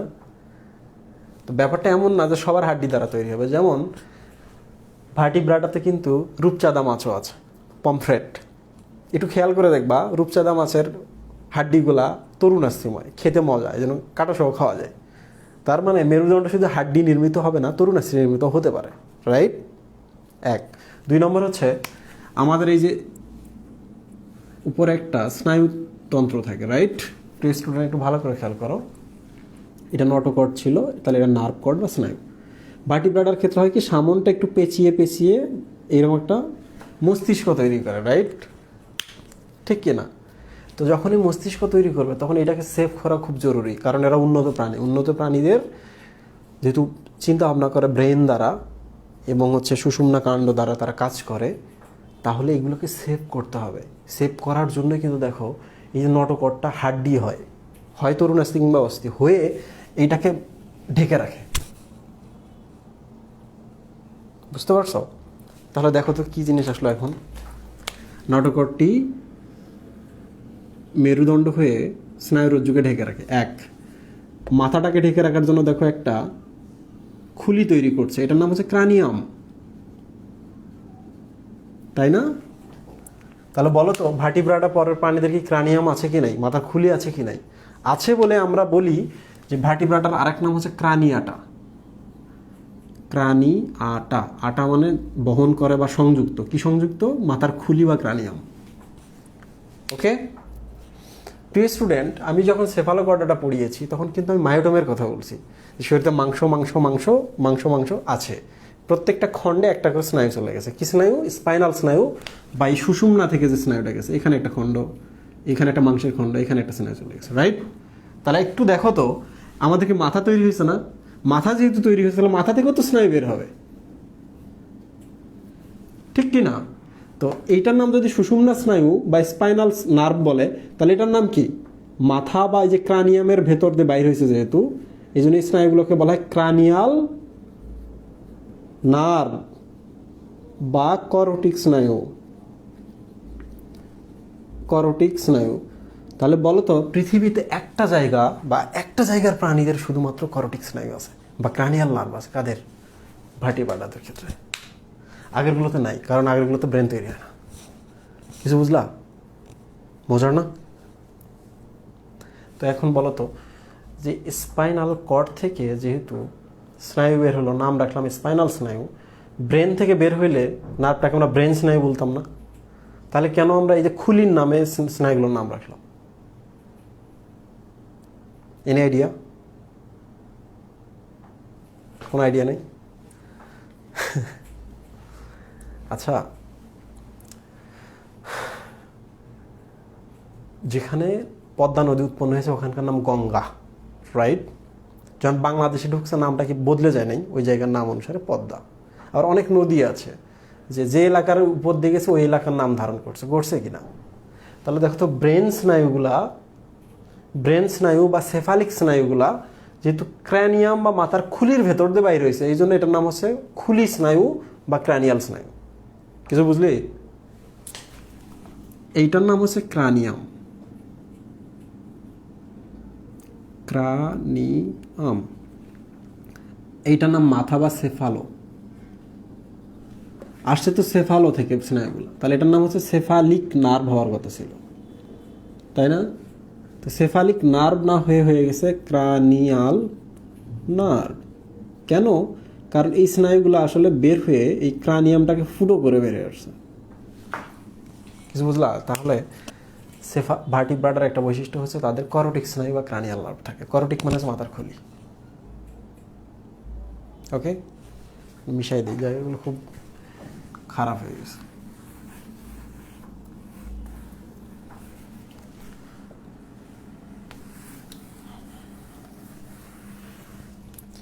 স্টুডেন্ট, আর একটা টার্ম আছে, নাম হলো ইনটেগুমেন্ট। এইসব প্রাণীর ভার্টিব্রা যে প্রাণীগুলো, আমাদের ক্ষেত্রে বলো আর মাছেদের ক্ষেত্রে বলো, আমাদের ইনটেগুমেন্ট আছে। What is ইনটেগুমেন্ট? ইন মানে হচ্ছে ভেতরে, কাভার মানে হচ্ছে, টেগুমেন্ট মানে হচ্ছে কাভার। তাহলে এটা আমাদের একটা হচ্ছে বডি, এটা হচ্ছে ধরো মাছের বডি, উপরে একটা কাভার থাকে, এই কাভারটা দ্বারা এই শরীরটা ঢাকা থাকে। ইন মানে হচ্ছে ভেতরে, তাহলে এইটার ভেতরে থাকবে মূল শরীরটা। তাহলে এই কাভারের ভেতরে থাকে বলে এটা, এই কাভারটার নাম হচ্ছে ইনটেগুমেন্ট। কাভারটার নাম কি? ইনটেগুমেন্ট। এবার চলে আসে আর একটা জিনিস, সেটা হলো এটা তো ত্বক, ঠিক না মুন্না?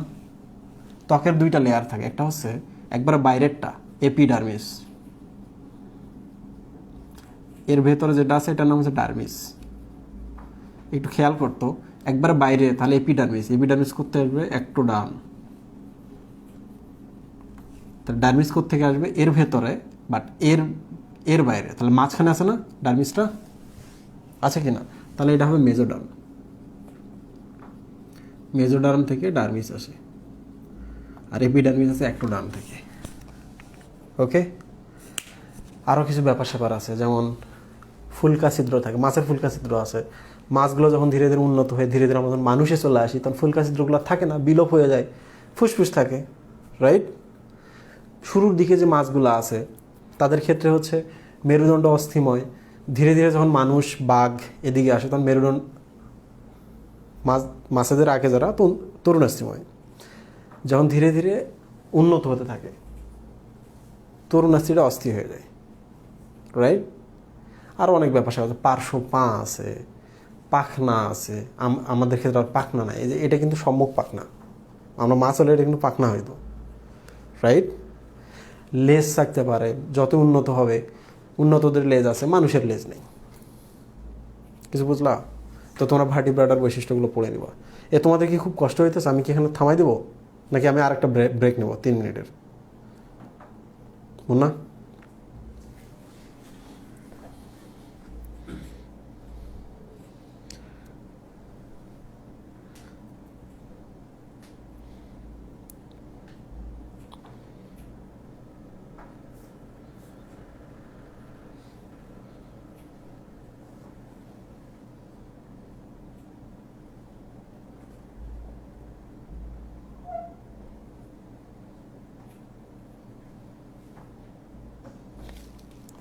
ব্রেক মনে হয় নিতেই হবে।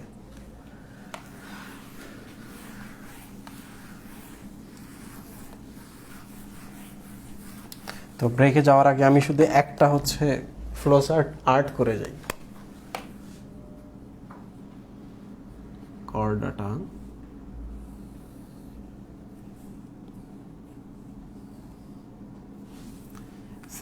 সেফালো আমরা শেষ করলাম, গত দিনে শেষ করেছি ইউরো কর্ডাটা। আজকে আমরা পড়ছি ভার্টিব্রাটা, রাইট? এই ঠিক আছে মন না? ভার্টিব্রাটাকে আবার আমরা 2 ভাগে ভাগ করেছি। এটা হচ্ছে চোয়ালহীন,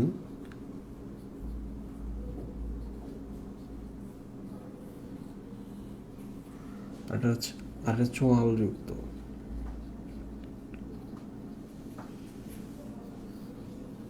তাই না? যারা চোয়ালহীন, হীন মানে এ, আর চোয়াল মানে ন্যাথো, GNATH, একনাথা। চোয়াল যুক্ত মানে কি?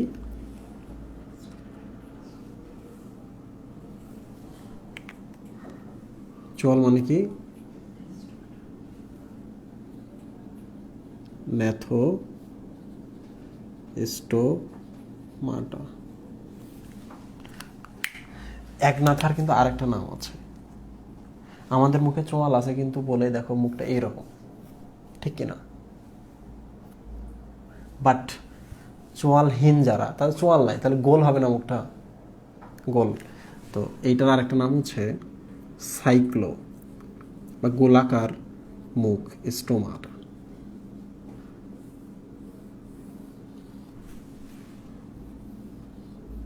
ওকে, তো আজকে তো আমরা চোয়ালহীনটা পড়ে ফেলবো ইনশাআল্লাহ। ব্রেক নিব, তার আগে আমি আরেকটু ফ্লোচার্টটা আগাই। তো সেটা হলো, এদেরকে আমরা আবার দুইভাবে ভাগ করছি। এক নম্বরটা হচ্ছে মিগজিনি, এদের উদাহরণ হচ্ছে হ্যাগফিশ। হ্যাগফিশ শব্দের অর্থ হচ্ছে বিকৃত মাছ। তোমাদের আজকে আমি ক্লাস শুরুর আগে গ্রুপের মধ্যে একটা ছবি পোস্ট দিয়েছিলাম, if you know me I am your nightmare. ছবিটা দেখেছো?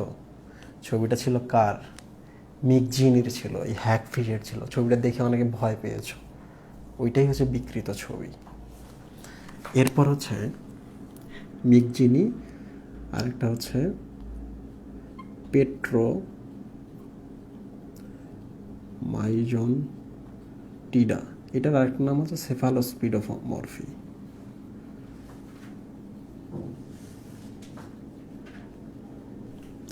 তো এইটার যে উদাহরণটা ছিল, উদাহরণটার নাম হচ্ছে ল্যাম্প্রে। ল্যাম্প্রে শব্দের অর্থ হচ্ছে প্রস্তর চোষক। এটা আমার নিজের অনুবাদ, মানে এরা চোয়ালটা পাথরের মধ্যে দিয়ে লাগিয়ে রাখে এরকম করে, প্রস্তর চোষক।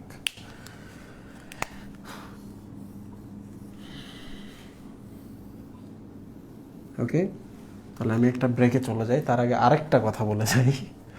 সেটা হলো, এটা প্রথম ধাপ ছিল, তাহলে এটা কি ছিল? ফাইলাম। পরের ধাপ ছিল, এটার নাম কি ছিল? সাব ফাইলাম। তারপরের ধাপ ছিল কোনটা? এইটা। এগুলা কি? ক্লাস বা শ্রেণী। তাহলে ক্লাসের উপরে যেহেতু সুপার ক্লাস। ওকে, এটা খুব জরুরি, কিন্তু তুমি যে ফ্লো চার্টটা বোঝো তাহলে তোমার জন্য একদম কঠিন কিছু না। ওকে, তাহলে আজকে আমরা এটা পড়বো।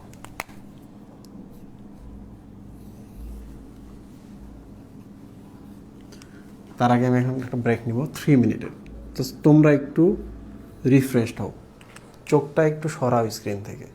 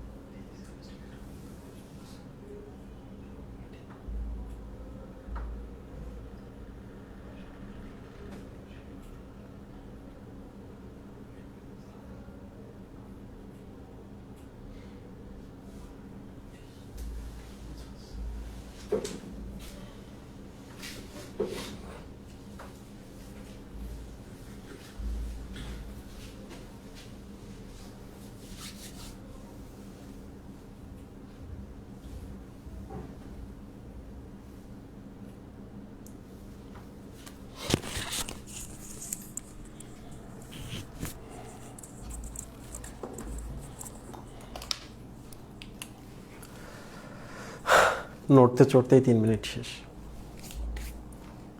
এখন আমরা দেখব এই বৈশিষ্ট্যগুলো খুব সহজ, মনে রাখা খুব সহজ। শুধুমাত্র এই অংশটুকুর জন্য তোমরা কোন স্যার দেখবা, আজমল স্যার পড়লেই এনাফ। আর এই দুইটা কোত্থেকে দেখবা, আজমল যোগ আলিম স্যার। ওকে, তাহলে পড়াটা সহজ হয়ে গেল। আজমল স্যার সুন্দর করে লেখা আছে, এইটার যতটুকু বৈশিষ্ট্য দেওয়া হয়েছে 4-5টা, সেম এখানে ওই 4-5টায় দেওয়া হয়েছে, জাস্ট পার্থক্যটা দেওয়া হয়েছে। যেমন দেখো, আমরা এখন এই বিকৃত মাছটা সম্পর্কে একটু দেখি, হ্যাগফিশ বা বিকৃত মাছ। আমি কিন্তু টিফিনে লিখে দিয়েছি, ধরো একটা মুরগির শরীরে সবগুলো পালক তুমি তুলে ফেললা, এবং এরপর করলা কি, মুরগির গায়ের মধ্যে পিচ্ছিল কোনো তরল দিয়ে দিলা, মোবিল টোবিল কিছু একটা দিয়ে দিলা। তো মুরগিটা দেখতে কি খুব সুন্দর লাগবে? লাগবে না, কেমন মনে হবে? বিকৃত মাছ। তো পিচ্ছিল হলে সুবিধা কি, চোর গায়ে কেন তেল মেখে চুরি করতে যায়? মহিব, কেউ যদি ধরে পিছলে যেন বাইরে হয়ে যেতে পারে। তো এই বিকৃত মাছটা হলো চোরের মতো। আগেরটা ছিল কি জান্নাতি, এটা হচ্ছে চোর, গায়ের মধ্যে তেল টেল মেখে চলে গেছে। তো এখন আমরা দেখি যে কেন তাকে এইটা করতে হয়। ফার্স্ট অফ অল দেখো, যারা বিকৃত, একটু ভালো করে দেখো, মনে রাখার আমি কিছু ট্রিক দিয়ে দিই, এভাবে মনে রাখবো। যারা বিকৃত, তাহলে তাদের শরীরের বাইরে কি থাকবে? পিচ্ছিল আবরণ, মিউকাস সমৃদ্ধ আর কি। তো বলো তো, শরীরে যদি পিচ্ছিল থাকে, এই মাছগুলোকে দোকানে গিয়ে পিচ্ছিল আবরণটা কিনে নিয়ে এসো, মোবিল সমুদ্রের নিচে কি দোকান আছে? নাই। তাহলে তার শরীর থেকে উৎপন্ন করতে হবে। তাহলে আবরণে যেহেতু থাকে, তাহলে নিচে যে ত্বকে কোষ থাকবে, ওই কোষগুলো পিচ্ছিল মিউকাসকরণ করবে শরীরে, রাইট? ঠিক আছে, তাহলে শরীরে অনেক কোষ থাকে ত্বকে, সেটা দ্বারা করে। তো এখন একটু দেখো তো, যদি পিচ্ছিল আবরণযুক্ত হয়, তাহলে একটা মাছের সাথে আমাদের মিলে যাচ্ছে। তোমাদের মায়েদের জিজ্ঞেস করলাম যে বাবা যদি 30 দিন ধরে বাইন মাছ নিয়ে এসে বাসায়, তাহলে তোমার কেমনটা লাগবে? তোমার আম্মু বলবে তোমার বাবাকে বাসা থেকে বের করে দেবো, খবর আছে, পিতৃহারা হয়ে যাবা। কেন পিতৃহারা হয়ে যাবা? কারণ বাইন মাছ পিচ্ছিল ধরে কাটা তো খুবই টাফ, রাইট? খুবই টাফ। 2 নম্বর হচ্ছে, বাইন মাছ কাটে কিভাবে? বাইন মাছের গায়ের উপর একটা ত্বক থাকে, ত্বকটা ছিঁড়ে ফেলতে হয়। গরু কাটার সময়, খাসি কাটার সময় যেমন ত্বক তুলে ফেলা হয় না, বাইন মাছের ত্বক তুলতে হয়। তাহলে এখন একটু ভালো করে খেয়াল করো তো, আমি কিন্তু ত্বকের কথা বলছি। কিছুক্ষণ আগেই বলছিলাম যে এই যে প্রাণীগুলো আছে, তাদের উপর একটা ত্বক থাকে, এপিডার্মিস, ডার্মিস, যেন শরীরের ভেতরটা সেফ থাকে, রাইট? তো দেখো, তাহলে তার একটা ত্বক আছে, ত্বকটা পিচ্ছিল আবরণগুলো ত্বকের কোষ থেকে ক্ষরণ হয়, রাইট? যেহেতু সে মাছ, তাহলে তার কি থাকবে? ফুলকা ছিদ্র। 5 থেকে 15 বা 17 এইরকম নাম্বার দেওয়া আছে, বইতে দেখে নিবা, একটু খেয়াল করবা। এদের যেমন 5 থেকে 15টা বা 17টা, মানে অনেকগুলো আছে, বাট এদের ক্ষেত্রে গিয়ে দেখবা যে অল্প থাকে, মানে এর থেকে কম আর কি, 5-7টা থাকে। বই থেকে নাম্বারটা দেখে নিবা। তো তোমাদের মনে হচ্ছে না ভাইয়া এর বেশি এর কম, এই তো অনুন্নত হয়ে গেল? ব্যাপারটা তা না। যত উন্নত হবে, তত একটা প্রাণীর ক্ষেত্রে কি হবে? ফুলকারন্ধ্র ধীরে ধীরে কমা শুরু করবে। এই যে আমাদের দেখো, নাকে মাত্র একটা ছিদ্র, মাঝখানে একটা দেয়াল ছিল, একটা ছিদ্র, রাইট? তা আমরা উন্নত, তাহলে যত উন্নত হবে ছিদ্রের পরিমাণ তত কমাইতে হবে, রাইট? শেষ। এবার দেখো ইম্পর্টেন্ট জিনিস, যারা বিকৃত, তাহলে তারা কেন বিকৃত? তারা মাটি খায়, খারাপ জিনিস খায়, ঠিক কি না? খারাপ জিনিস মানে কি? মৃত জিনিস ভক্ষণ করে, মৃত জিনিস ভক্ষণ করে জীবন ধারণ করে। তাহলে এদের নাম কি? মৃতজীবী। যেহেতু এরা একাই মৃত জিনিসগুলো খেয়ে বেড়াচ্ছে, ডাস্টবিনের খাবার খেয়ে বেড়াচ্ছে, তার মানে এরা কি স্বাধীন না পরজীবী? স্বাধীন। তাহলে এরা হচ্ছে মৃতজীবী, স্বাধীন। ওকে, এখন দেখো, মৃত জিনিসের অনেক গন্ধ থাকে, তাই না? তো মৃত জিনিসের যদি গন্ধ থাকে, তাহলে তো এই প্রাণীগুলো মৃত জিনিসটার কাছে যাইতে পারবে। তাহলে দেখো যে এদের নাকের যে থলিটা আছে, নাসিকা থলি মুখের সাথে সংযুক্ত, তাহলে নাকে যখন গন্ধ পাচ্ছে, মুখ দিয়ে গিয়ে খেয়ে আসতেছে।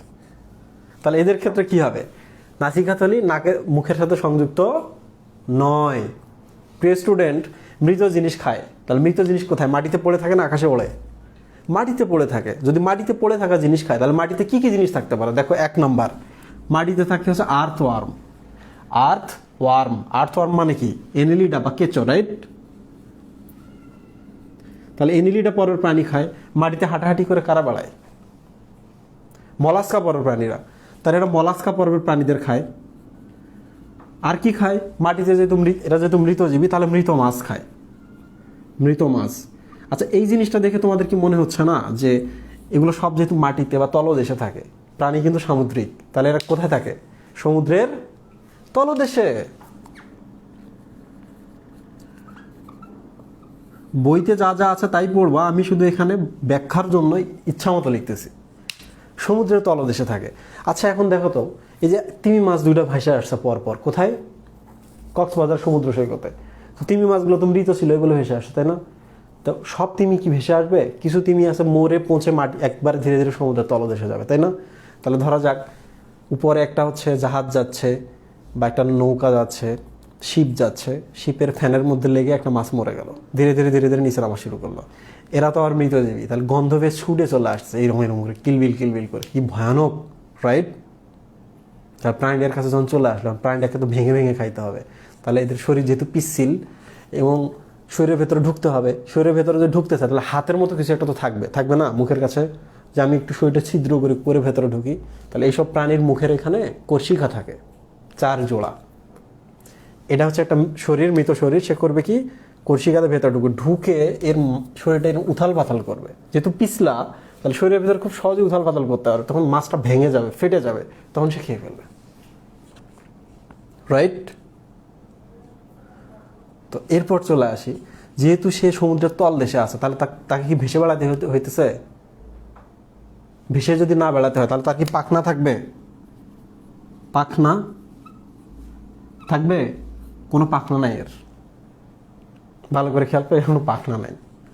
তো এখন আসি আমরা ইন্টারেস্টিং একটা জিনিসে, সেটা হলো সমুদ্রের তল দেশে আছে, প্রচণ্ড পানির চাপ, ধরা যাক গল্পের খাতিরে। তাহলে এরা কি করবে? যে শরীর থেকে সরাসরি বাচ্চা পয়দা করবে না ডিম পয়দা করবে? কোনটা ভালো হবে? সরাসরি বাচ্চা পয়দা করা ঠিক হবে, কারণ ডিম বের করে আরেকটা তো মাছ আছে এদের মতোই, ও এসে তো ডিমটা খেয়ে ফেলবে। তাহলে এটা সরাসরি বাচ্চা পয়দা করে, ডিম বা লার্ভা দশা এদের নাই। কিছু বুঝলা? এদের কোনো লার্ভা দশা নাই, বাচ্চা পয়দা করে। শেষ। লার্ভা দশা নাই। এবার চলে আসি আমরা পরেরটাতে। এই মৃত জীবী, মৃত মাছ টাছ যারা খায় তারা উন্নত না অনুন্নত? অনুন্নত। তাহলে এরপর কে আসে? পেট্রোমাইজন্টিরা। ও আচ্ছা, এখান থেকে আরেকটা জিনিস বলি, যেহেতু ছবিটা দিছি, এদের যেহেতু চোয়ালহীন, তাহলে দাঁত দিয়ে তো মাংস কিছু টুকরো টুকরো করে কেটে খাইতে হবে না? তো শরীরের নিচে এরকম জিব্বার মতো থাকে, জিব্বার মধ্যে এরকম দাঁত থাকে, বুঝলা? দাঁত দিয়ে কেটে কেটে কেটে কেটে খায়। ওকে, তো বইতে যা আছে তাই পড়বা, বিস্তারিত না পড়লেও চলবে। এবার পেট্রোমাইজন্টিরাতে আমরা চলে যাই। এর প্রথম যে প্রবলেম সেটা হচ্ছে এটা পরজীবী। কেন পরজীবী? দেখো, যারা পাথরের মধ্যে মুখ দিয়ে চুষে চুষে খাইতেছে, তার মানে পাথর আছে, পাথরের মধ্যে মুখ দিয়ে এরকম লেগে থাকে তারা। আমাদের কৃমিরা আমাদের কি করে? পরিপাক নালীর গায়ে এরকম করে কামড় দিয়ে লেগে থাকে। তাহলে এরাও যেহেতু এরকম পাথরের মধ্যে লেগে থাকে, তাহলে পরজীবী, রাইট? পরজীবী। তো দেখো, যদি পরজীবী হয়, আচ্ছা এটা আর একটু আগাইতে হবে না, তারপরে বলে রাখি, এই প্রাণীটা কিন্তু আমি কিছুক্ষণ আগে বলেছি বাইন মাছের মতো, তাই না?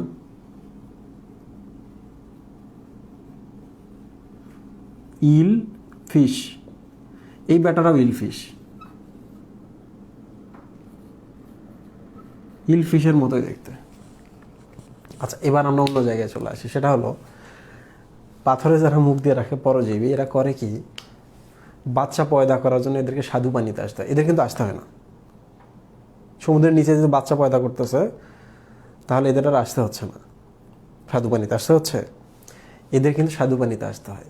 স্বাদু পানিতে মনে করে আসলো, নদীতে আসলো কিংবা হচ্ছে মোহনাতে আসলো, আসার পর বাচ্চা পয়দা করলো। তো এই বাচ্চাগুলো যখনই পয়দা করে তখনই এটা মারা যায়। স্যালমন ফিশ কিন্তু বাচ্চা পয়দা করার পর মারা যায়,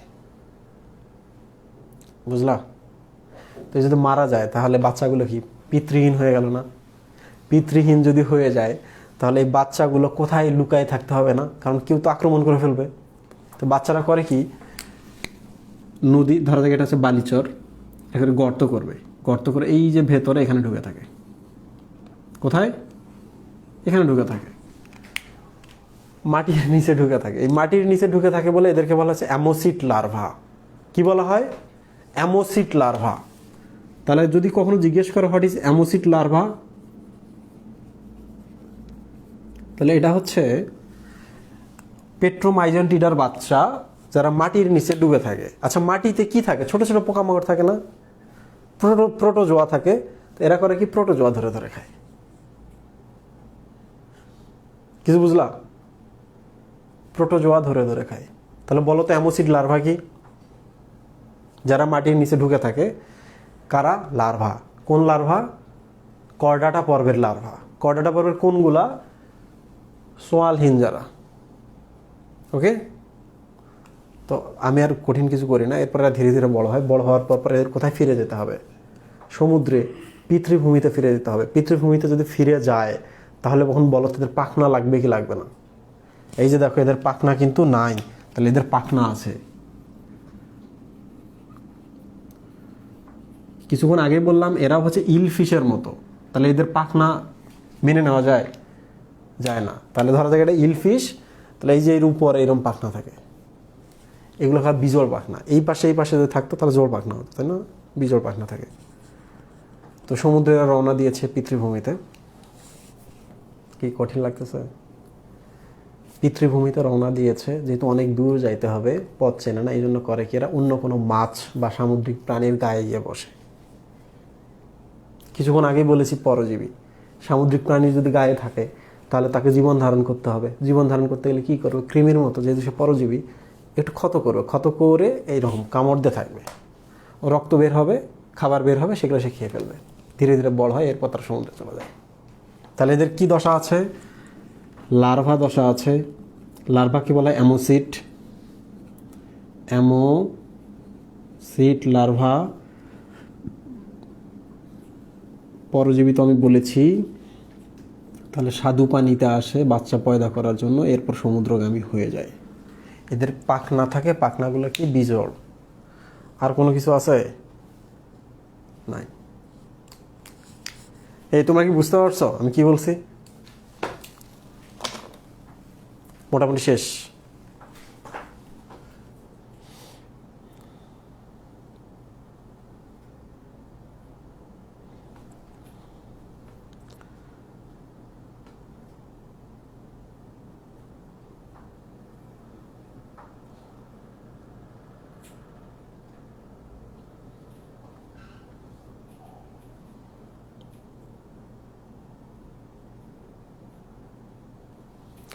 একজন বলেছ ক্রাস্টাসিয়ান আর্থ্রোপড বলতে কোনগুলোকে বোঝায়?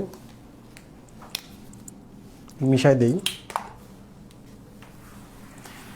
এই আর্থ্রোপড কোনগুলা মুন্না? যাদের সন্ধি পদ আছে। এটা আর্থ্রোপড পরের প্রাণীর উদাহরণ দাও তো। কাশফড়িং। কাশফড়িং, রাইট। চিংড়ি।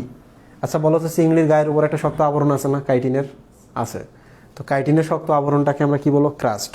ক্রাস্ট যদি না বোঝো, এই যে এখানে যে কেটে যায়, শুকায় গেল, শুকানোর পর এখানে শক্ত একটা আবরণ তৈরি হয় না, হয় কি না? অনেক শক্ত, তুলে ফেলি আমরা, ওইটার নাম হচ্ছে ক্রাস্ট। তাহলে যে সকল আর্থ্রোপোডা পরের প্রাণীর বাইরে শক্ত আবরণ আছে, এই সকল প্রাণীকে ধরে ধরে খাওয়াকে বলা হয় ক্রাস্টাসিয়ান সন্ধিপতি খাওয়া। কিছু বুঝলা?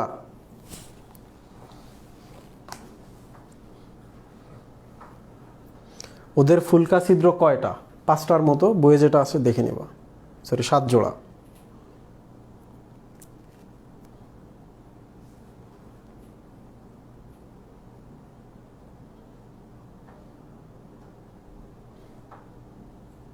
আচ্ছা, কোনো প্রশ্ন থাকলে প্রশ্ন করো তো, আমি বলি।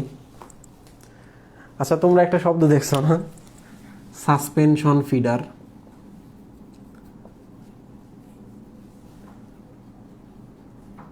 এটা ইউরো কর্ডাতে লেখা আছে, ইউরো কর্ডাটা।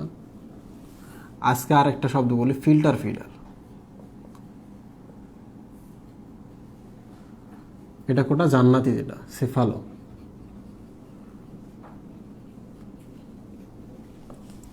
ওকে, সাসপেনশন মানে কি, যারা ওই যে যখন আমরা মুভি দেখি বলি সাসপেন্স চলতেছে, এখন সাসপেন্স মানে কি, তোমাকে ঝুলিয়ে রাখছে, তুমি বুঝতে পারছো না মুভি এখন কোন দিকে যাবে, টুইস্ট আসার আগের মুহূর্তকে কি বলা হয়, সাসপেন্স। বুঝতে পারছো? তো তোমাকে যদি ওই মুভিতে বা থ্রিলার বা থ্রিল দেয়, আনন্দ উত্তেজনা দেয় ওই মুভিটাতে, ওইটাকে বলা সাসপেন্স থ্রিলার। আর তুমি বুঝতেই পারতেছো না কি হবে, ভেসে আসো তুমি।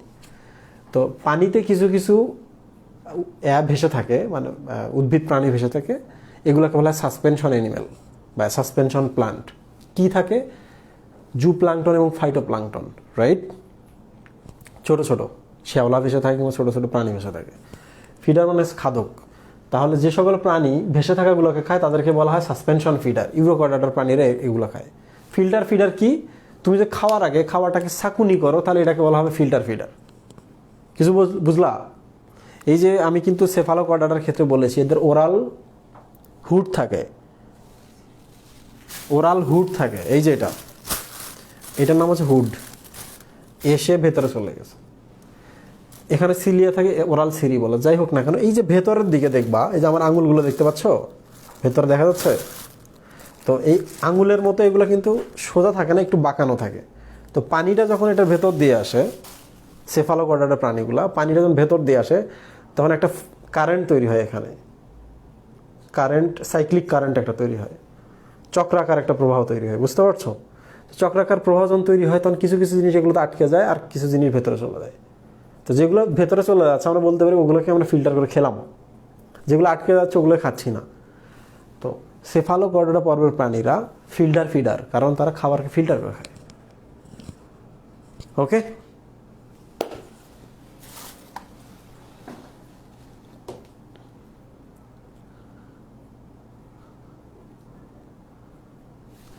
আচ্ছা আরেকটা বলি, নিউরাল টিউব এবং নিউরাল ক্রেস্ট।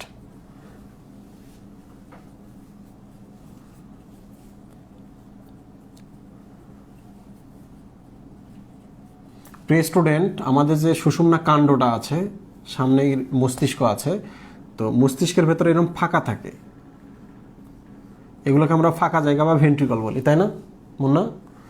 তো এটা কোথায় ছিল, এটা তো পরে হয়, এটা কিন্তু পরে হয়। তো এই যে টিউবটা আছে, এটার নাম হচ্ছে নার্ভ কর্ড।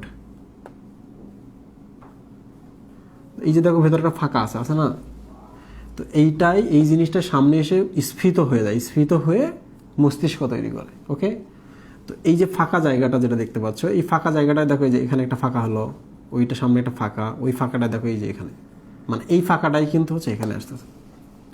তো এবার আমরা চলে আসি যে এই জিনিসগুলো কোত্থেকে আসলো। ধরো যাক এটা স্নায়ু, এখানে একটা উঁচু জায়গা আছে, তাহলে উঁচু জায়গা মানে কি, ক্রেস্ট, ক্রেস্ট না? তো এইটাই পরবর্তীতে এরকম হয়ে যায়। তো দেখো এই জিনিস আর এই জিনিস সেম কিনা।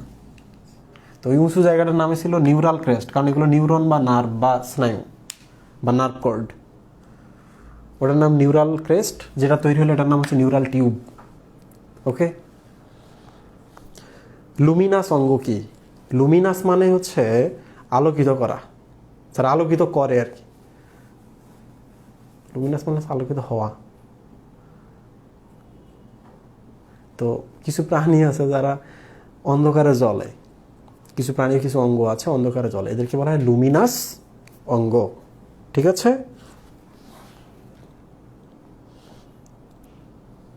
ককজাল এবং অ্যান্টেনাল কি? অ্যান্টেনা মানে হচ্ছে যে মাথার সামনে, আর্থ্রোপোডা পরের প্রাণীতে আছে। ককজা, ককজা হচ্ছে যে আমাদের কোমরে আছে, পেলভিস আছে না, অস্থি, যেখান থেকে আমাদের ফিমারটা বের হয়, ফিমারটা লেগে থাকে যেখানে। তো আর্থ্রোপোডা পরের প্রাণীর ওইটাকে বলা হয় ককজা। পেলভিস না বলে কি বলে? ককজা।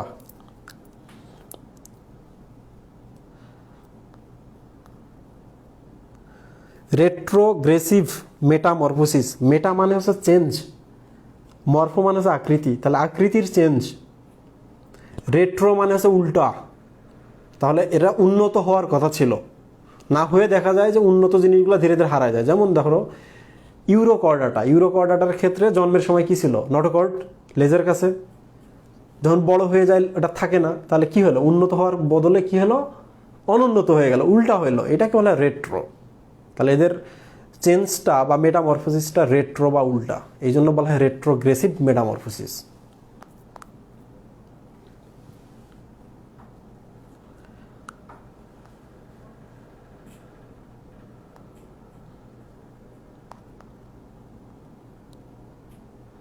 খুব খুশি হয়েছি যে লাস্ট মোমেন্ট পর্যন্ত 110 জন আছো, যেটা আমাদের টোটাল স্টুডেন্টের 1/3, তাই না? কতজন স্টুডেন্ট হয়েছে? 630, 6/3।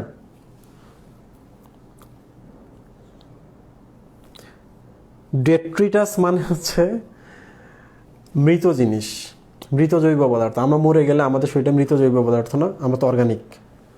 তাহলে আমাদের যদি কেউ খায় তাদেরকে বলা ডেট্রিস অফ ভোর, রাইট, বা মৃত জীবী।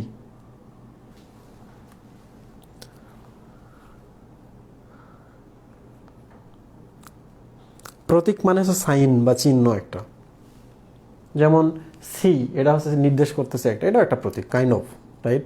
টিক চিহ্ন একটা প্রতীক, ঠিক কিনা রে? প্রতীপ মানে কি আমি জানি না। গ্রেশন কিন্তু এক ধরনের চেঞ্জ।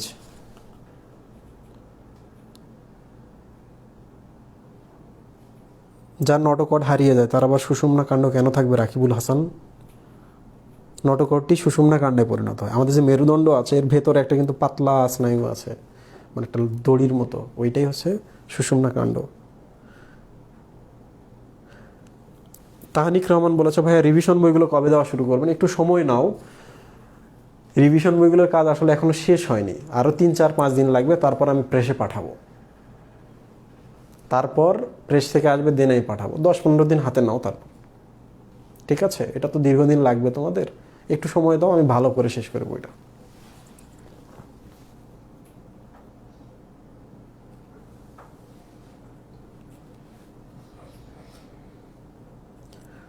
ইশরাকজান মায়া বলেছ, ভাই এসিডিএস শ্রেণীতে মাজেদা ম্যাডাম এবং আলিম স্যারের বইতে আছে টিউনিক নামক স্থায়ী পুরু আবরণ আছে, কিন্তু আপনি বলেছিলেন টেস্ট অর্থ টেস্ট মানে হচ্ছে পুরু।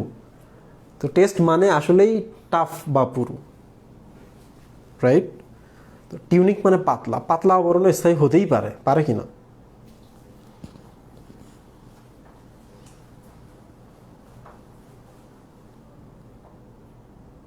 সন্তরণশীল শব্দটা আসলে সঞ্চারণশীল হতে পারতো, যারা নড়াচড়া করতে পারে, সাঁতার কাটতে পারে। আচ্ছা, আজকে এই পর্যন্তই। আরেকটা মনে হয় বাকি ছিল, যে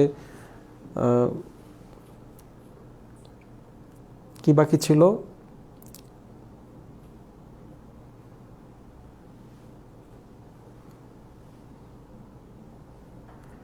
টাইডম্যানস বডি, ওটা আমি খুঁজতেছি, দেখি একটু ভালো ব্যাখ্যা দিয়ে আমি গ্রুপে পোস্ট করতে পারি কিনা। সবাইকে অনেক শুভেচ্ছা, অনেক কষ্ট করতেছো, ট্রাস্ট মি, আমি জানি তোমাদের ভবিষ্যৎটা কেমন হতে পারে, আন্দাজ করতে পারি। তো তোমরা যদি শ্রম দাও, আমার সাথে লেগে থাকো, বায়োলজি সব থেকে কিন্তু টাফ একটা সাবজেক্ট, আবার বুঝতে পারলে সবচেয়ে সহজ সাবজেক্ট। এইটা তোমার মাথায় কিন্তু বোঝা হয়ে দাঁড়াবে। এক স্টুডেন্ট বুয়েটের প্রিপারেশন নিচ্ছে, সুমাইয়া রহমান আমাদের স্টুডেন্ট ছিল, সে কিচ্ছু পড়ে নাই। সে যখন বুয়েটের প্রিপারেশন নিচ্ছিল, ফিজিক্স কেমিস্ট্রি এগুলো তো হচ্ছে মোটামুটি বুয়েটের প্রিপারেশন হয়ে যায়, বায়োলজিটার জন্য প্রিপারেশন লাগে। সে শুধু আমাদের ক্লাস করছে, সে আমাকে বলছে, ভাইয়া আমি এগুলো ছাড়া আর কিচ্ছু করি নাই, বায়োলজি আপনার ক্লাস ছাড়া। তো তার ডিএমসি হয়ে গেছে, সে কিন্তু বুয়েটও চান্স পাবে। বুঝতে পারছো? তাহলে বায়োলজি খুব ইম্পর্টেন্ট। চান্স পেলে ডিএমসি বুয়েট দুইটারে প্রিপারেশন নিতে হবে এখন থেকে, যেহেতু তোমরা ফার্স্ট ইয়ার সেকেন্ড ইয়ার, একটার জন্য না, দুইটার জন্য প্রিপারেশন নিতে হবে। পরে গিয়ে যদি কেউ চাও ভাইয়া টাফ লাগতেছে, একটা নাও, ইটস ওকে। তো আমি যেহেতু জানি তোমাদের ভবিষ্যৎ কী হতে পারে, ধারণা করতে পারি, আস্থা রাখো, ইনশাল্লাহ তোমরা অনেক ভালো করবা। কষ্ট করতে হবে, শ্রম দিতে হবে। কষ্ট এবং শ্রম না দিয়ে তুমি ভালো জায়গায় যাবা লাইফে, এটা তুমি স্বপ্নেও ভাবিও না। আল্লাহ হাফিজ।